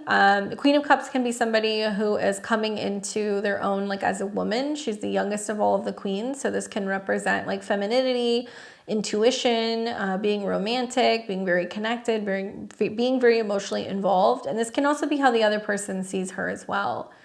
That cross with the Judgment card makes me feel like she's being very cautious and discerning. So that's interesting, like being a Capricorn, like it can mean that, you know, she's trying to open up a little bit more. She's trying to be a little bit more vulnerable and like trying to kind of show, you know, a side to her that other people may not necessarily see. She may feel very indecisive about relationships and unsure about, you know, connecting with somebody, but I feel like she may feel about this connection that it's somebody that she can't avoid or that she feels like there's something here that she has to explore. Obviously, I mean, I think that coming up as a queen is a really good thing because it means that she's approaching this with a sense of like maturity and she's not just seeing it as like, you know, like a crush or like a fling. She doesn't just have like boy craziness, like there's a genuine connection here. And, you know, the Judgment card can be saying that she feels like it's unavoidable, that inevitably there is like a future for them together. And Capricorns and Scorpios, you know, they can be really good, you know, compatibility, although he's right on the cusp. So he's either the last bit of Libra or early Scorpio. But I do see this being something that can be a good connection because I feel like for both of them, you know, Scorpios are having relationships starting up this spring and, you know, Capricorns are also learning to be closer to like home and family and like involving their family more in what's going on with their love lives. And so, you know, for a Capricorn, Jupiter and Uranus in the spring going into their 5th house can materialize as like the first big love of their life, you know, some big like eye-opening relationship connection that they're having and like involving that and talking to their family about that. So it seems to be playing out quite literally. I think that I would just encourage her to pay attention to what's coming up for her emotionally and not just feeling like she has to jump into something because there's a connection there. You know, remind her that, you know, she can get to know this person, decide whether or not it's going to work for her. She doesn't have to make any definitive decisions right now. But I think it's very clear that there's a connection and that she's going to kind of see what's going on there. Really funny, really cute. That's really cute. 2008, so she's like what, like 14, right? Oh my goodness. So let me know how those two go. But I definitely think there's a strong connection there, and she may be feeling like something is going to happen. And I love that she's having you ask the question because, like I said, it's connected directly to her astrology. It's like, well, asking my mom what she thinks about, you know, this potential person. But yeah, I definitely think he admires her if she's coming up as a queen. All right, so Dave wants to gift a pick a card to somebody. So we will pick somebody who needs a reading. If there's somebody in the chat, I'll go to Jennifer. Oh, nope, we got Jennifer already, so that's somebody else. Okay, so we've got Angie. All right, so we can gift a 3-card reading to somebody, whoever needs it. We'll pick somebody in the chat. Angie, Tiana, Kimberly, and Aora. I don't have your question, so if you can let me know your question, that'd be helpful. All right, so let's take Angie. Angie says, level 3 member here. I hope I'm not too late. Please pull 3 cards for me. This is for my brother Scott, whose solar return falls on the eclipse. He has had many health problems basically since Neptune has been in Pisces. Do you see this eclipse helping him with health or vitality? Let's take a look.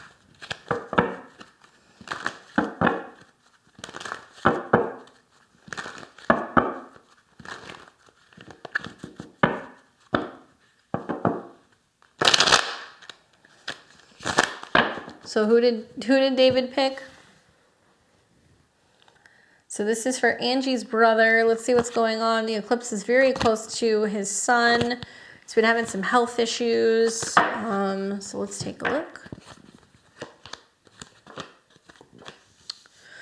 Well, I would just say like Mercury retrograde in his sun sign, solar eclipse. You know, if he's been sick, there can be a, you know, like a returning back to feeling better, but he's in the midst of a healing crisis if the eclipse is on his sun. So it's going to be something he's going to be dealing with throughout the year, but you may find that he's dealing with it more significantly like the next 3 months until Mars gets into Aries.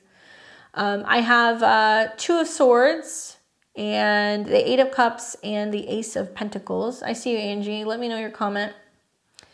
But the big thing that I can see here with the 2 of Swords and the 8 of Cups is this. You know, basically, he's having to make a decision about what he's willing to work on, what he's willing to heal, what he's willing to let go, and like moving forward. So I don't really see this as being, oh, there she is. Okay, Cancer rising. So Cancer rising, the eclipse is in the 10th house. So it's receiving support from parents or elders, people who are coming in for that. And Virgo moon. So the Virgo moon belongs to the 3rd house. Okay. So Jupiter's going to go into his 12th house. That's something to think about, that this next year may be a healing year. But when I look at the cards, I mean, the Ace of Pentacles is the final card. So it is talking about regaining of health or new health opportunities, you know, better nutrition, better support, you know, feeling like he has everything that he needs to feel grounded. So that's the end result. But 2 of Swords, 8 of Cups is like, you know, do I move on from this? Do I not? It can be talking about stress and anxiety affecting him. It can also be talking about the inability to move on from previous, you know, emotional or physical ailments, a difficult time, you know, mentally and emotionally. With 2 of Swords and 8 of Cups, is he having to leave certain habits behind, certain lifestyle habits behind? Is he having to like walk away from something he's been eating or consuming, or a way that he's been working, or not dealing with emotions? Because if any of that stuff's coming up, it's indicated in the cards that it's like, I can no longer worry about these things, or I can no longer continue these certain patterns. I have to let them be. I have to let them go. That's the feeling that I'm getting, you know, looking at this, that he has to let go of some of this stuff.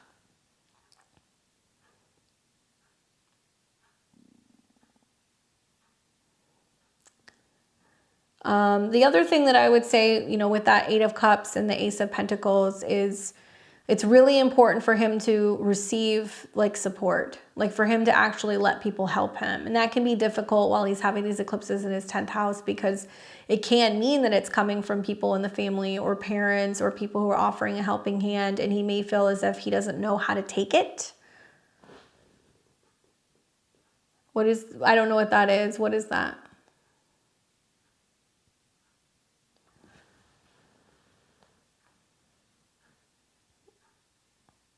Sorry, I'm just catching up in the chat. But 2 of Swords and the 8 of Cups, I feel like this is about him having to leave worries behind and having to stay more open to what's going on, you know, with this new support that's kind of coming up.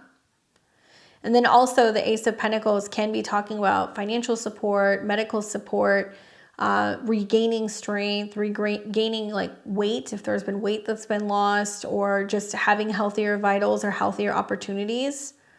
But I don't see this being as something that's terminal. Like, you know, 2 of Swords and 8 of Cups is being like, yeah, this is difficult, but like we're moving on from it now and we're regaining something, basically. What is that condition? I don't know what that is. Do you mind telling me? I've never even heard of it. But stress and like fear and like worriness of putting people out or relying on people or feeling like, you know, I don't want to deal with this, I'll deal with it later. Like that stuff can't happen. So if you're dealing with a situation where he's being stubborn about receiving support, he needs to be getting help. Vomits every day. He can't work due to his chronic health. So the other thing I would say is like cancer is related to the stomach. It has connections to that. And so being a Cancer rising with North Node on his moon and, you know, things that are going to be going through his 10th house, I think this is going to be about him having some really significant changes with his eating habits, like big time. So maybe Two of Swords, Eight of Cups is saying he's getting information about certain things he can't eat any longer, you know, having to make some big dietary changes, and that can be a huge game changer for him in terms of having his health and his vitality kind of return, you know. Hopefully that's helpful for you. Sending him lots of good vibes. Angie will be thinking good thoughts for him. We've got Tiana, Kimberly, and did I get Aurora? Aurora? Am I saying your name correctly? I don't have your question. Let me know.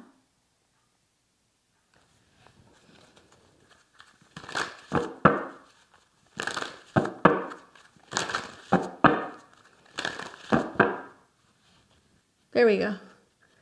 What's in store for you? I gotcha. All right, so let's take Tiana. She says, I have a legal situation going on with DB Jr. Will I receive justice and its conclusion in April? Well, let's take a look.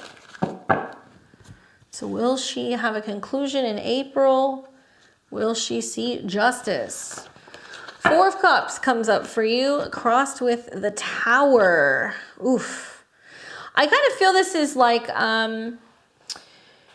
obviously unfulfilled in the conclusion, but within this card, you know, you see the Ace of Cups that's being offered. So you see a guy sitting here, his arms are crossed, you know, Three of Cups is sitting upright. He's frustrated and not happy with the situation that's going on. He's not feeling emotionally fulfilled, but the Ace of Cups is like, here, I have this for you, take this. So I kind of feel like this is as if like, if there is supposed to be a sentencing, or if there is supposed to be a decision, or if there is supposed to be a settlement, right? You will receive something, right? You will receive part of what you're looking for, but there will be also part of you that's like, that's not enough. It should be, you know, he should be paying more of my fees, or they should be getting a longer kind of sentencing, or, you know, they should not be as lenient on him. That's kind of how I see the situation.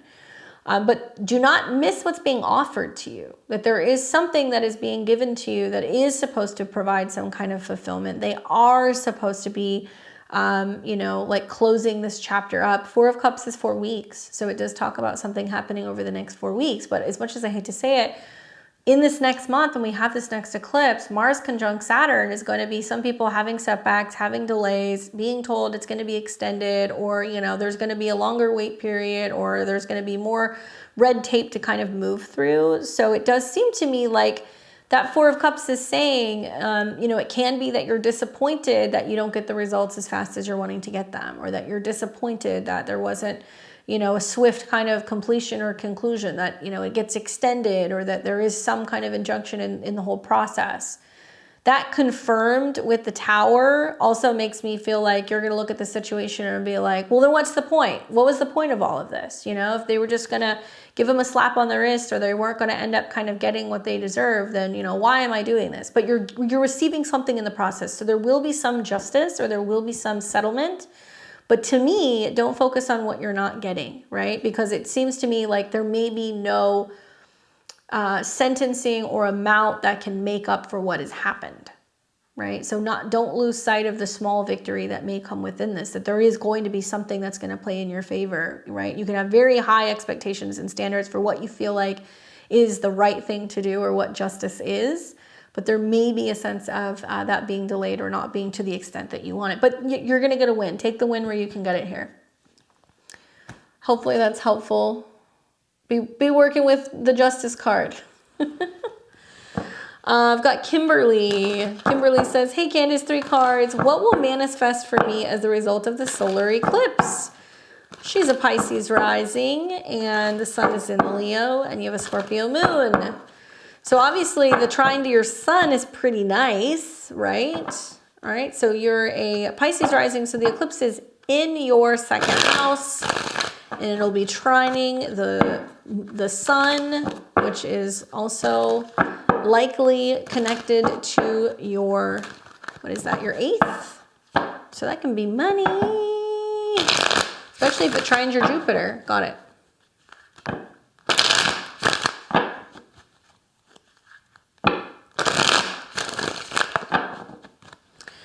All right, so here we go. Let's take a look and let's see what comes up for Kimberly with this eclipse. What will manifest for her as a result?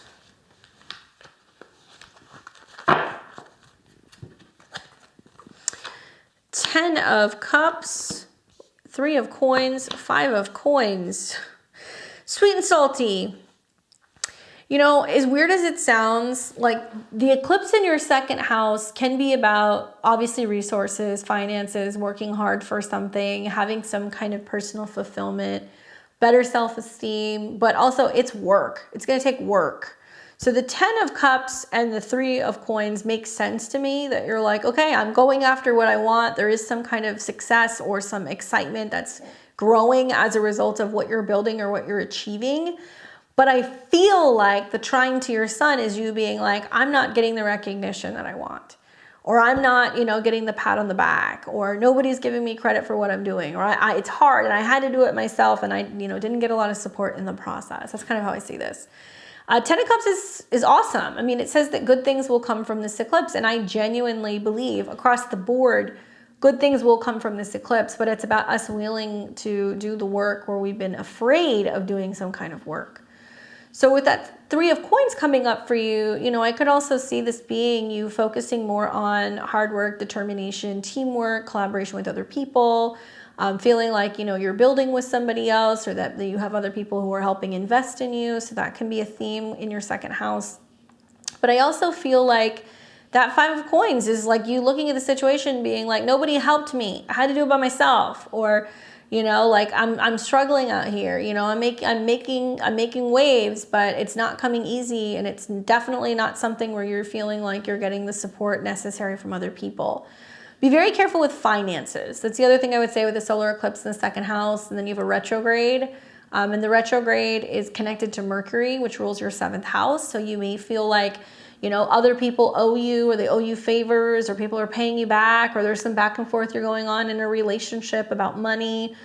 So there can be this feeling of being like, yes, I have resources coming in. And then people are like asking you for support, and you're like, what have you done for me lately? You know, there can be this sense of being like, when I needed support, were you there for me? But now you're quick to want to work with me or partner with me, or you want to share in some of my success. And you're going to be a little bit kind of like sensitive about how you got to where you are, and whether or not you feel like you want to share some of that richness or success with other people.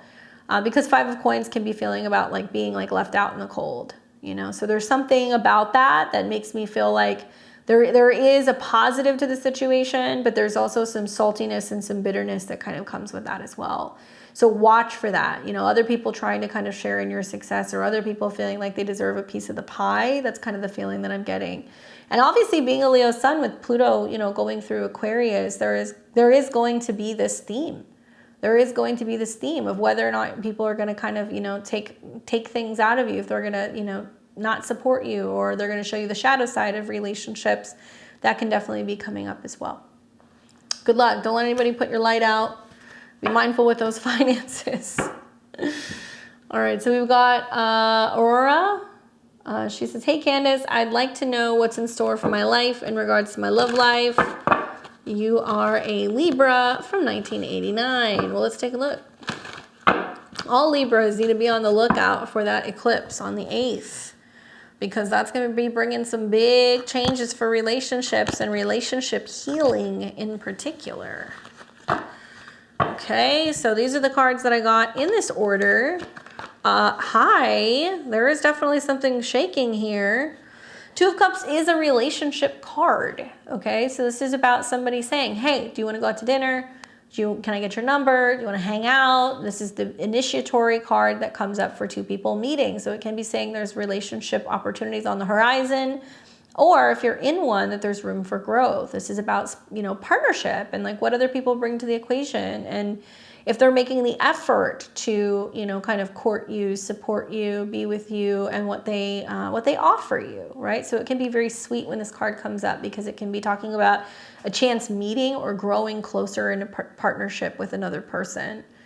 Three of Wands is what the future holds. So if the Two of Wands is saying like, okay, I'm going to go this way or that way, the Three of Wands is picking a lane and kind of moving forward very quickly. It can be about travel, exploration, going places, going to the other side of town, going on road trips, and feeling like a little bit more adventurous. So there's definitely something to this about getting outside of your comfort zone and maybe going places, or being willing to meet people or connect with people that might be at a distance, or traveling with another person. That could be another theme here as well. Then we have the Strength card, which is coming up. So the Strength card does talk about like letting love in, not feeling like you're trying to kind of control the outcome of a situation, not feeling like you're expecting marriage or commitment. It's about being like, if somebody loves me, all I have to do is just be me and like let that person in, and then, love can grow. So I think about for like Libras that this is going to be such an important lesson over the summer. You will see opportunities for relationships, basically April all the way through July. You will also see, with Mars and Jupiter conjuncting, I believe in June or July, opportunity to travel with a partner or meeting somebody while traveling. And then that Three of Wands makes me feel like this is about opening up to what new relationships can be on the horizon. The Strength card can be about true love. It can be about connection, but it can also be about devotion and being with somebody who is unconditional with you, and having an opportunity to really fall deeply in love with somebody, and be considering starting a family, because this is a card that deals with Leo. So it can be about bringing somebody in who wants to nurture that side of you and brings that out in you and makes you realize that you want to kind of create something together. So that's definitely really positive. I would pay attention, especially with what's going on in August, because that's when we see Leo season happen. And the Strength card can be an indication that there is some kind of change that's going on about your goals, or how you feel about relationships, or some kind of significant connection that's being kind of like solidified right around that time period. But I would say get out of your comfort zone, get out and do things, and put yourself out there and be willing to connect with people, because a solar eclipse with the 7th house can be bringing partners of destiny in, and you'll see that play out over this next year. So when you see planets go through Aries, like Mars in a couple of months, when you see also the closing eclipse, which will be in the fall of this year, that can be another big turning point for relationships. And many single Libra risings are going to be meeting long-term partners right now, with the North Node being there. So it looks like something's on the horizon in the next like 3 months or so. Hopefully that's helpful for you. All right, so did we sort this out? I wasn't even like commenting because I didn't know what was going on yet. So who are we working with? Not sure who the reading confusion came out. Kim Smith, sorry for the mix-up. Okay. So we're doing the reading for who? Who are we doing it for? Okay. So she has a second question. So let me know your question and we will answer it.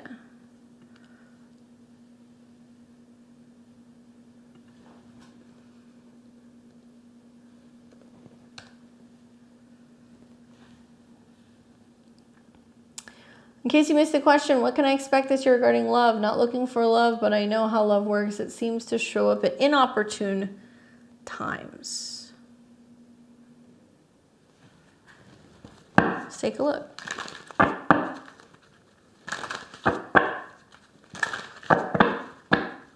Oh, Autumn, don't worry about that. You didn't have to do that. Thank you. I'm going to send that back to you. Let's take a look. So this is what is coming up for love for Wild Moon. She's not looking for it, but is it possible that love can pop up this next, couple of months? There we go. Stay there, cards. We've got 5 of Swords, King of Cups, and the Death card. Whoa. I could see this as being like a Scorpio energy coming in. King of Cups in the Death card. I think the Five of Swords in the previous position is about laying your weapon down. It's being like, okay, I'm not going to be on the defense, right? Kind of deciding to be like, I'm going to be open to connecting with people. I'm not looking for it, but I'm certainly not going to shoot people down.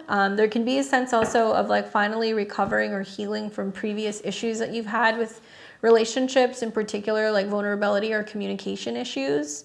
Five of Swords can be about literally like healing previous situations where maybe you have felt like you're kind of conflicted about whether or not you want to be with somebody, or where you felt like maybe you're at war with yourself when it comes to whether or not you're making an effort when it comes to relationships and putting yourself out there. The King of Cups coming up in the current position can be a Cancer, Scorpio, or a Pisces energy. It can be somebody who shows up around the time of their birthday. I said Scorpio because they came up with the Death card, so I feel like it feels like to me somebody's going to be coming in. You might want to watch right around the full moon in Scorpio, which is the end of April. But you can see this energy take place really by about October, November of this year. I also feel like the King of Cups coming up with the Death card can be about bringing in somebody who has a lot of depth and a lot of passion, and somebody who is willing to kind of win you over with their emotional vulnerability and their charm, and they can be very sensitive and kind of loving. But this can be somebody who also like changes the way that you look at relationships, and it encourages you to kind of like lay your weapons down. So somebody who's going to be kind of like, hey, like there's no need to, be afraid. Like they can be disarming in their nature and kind of be asking you questions about maybe why you've been hesitant towards relationships, or if you're interested in getting to know him. Like he may be somebody who kind of slowly kind of works at you until you open up. And the Death card is about dramatic changes. So it can mean that there's like a dramatic shift in the way that you look at relationships, and there can be rebirth of relationship energy once you've kind of let go of whatever has been holding you back from being vulnerable and connecting with other people. And so he doesn't mind, like he'll take the time, he'll ask the right questions. I think he'll kind of respond in the best ways emotionally in terms of support, especially if you're going through a really transformative fall period. It can be somebody who's there with you like in the trenches, who's willing to kind of support you as you're going through massive change. And sometimes they show up also. The Death card can indicate with a king that somebody comes through right when you're going through a really big or dramatic life change, and that they can help you through that time and see you through it, and that it can actually bring you closer in your relationships in terms of vulnerability and intimacy and commitment. So right now, maybe there's some hesitation and you're like out of sight, out of mind, but possibly as you get closer to the fall, you'll realize that it's worth having somebody around who you can talk to and be vulnerable with, because they can kind of help you go through some of these necessary changes to really help enrich, your relationships. So hopefully that's helpful for you. I'm pretty sure that that's everybody. So I just want to say thank you guys so much for hanging out with me on Friday night. I'm so glad we got a chance to hang out together. I will be back here next week. We'll post the link early because we're going to be doing eclipse readings. So it's going to be just before the solar eclipse in Aries. So make sure, if you haven't already, give me a thumbs up, like the stream, give me a heart. Let other people know that you've been here. Make sure you click the bell button below and you're subscribed. That way you can get all the videos that come out on the channel. We're here every Tuesday, Thursday, Friday, and Sunday. I just got done finishing the astro weather, so you guys are going to get the astro weather on Sunday. It's all of my April overviews, but we also have the eclipse videos out and the retrograde videos out and the horoscopes out, so you can already see what's coming in April. There's so much free content on the channel, so thank you guys so much for supporting me, and I will catch you back here on Sunday. Enjoy your weekend. Take care.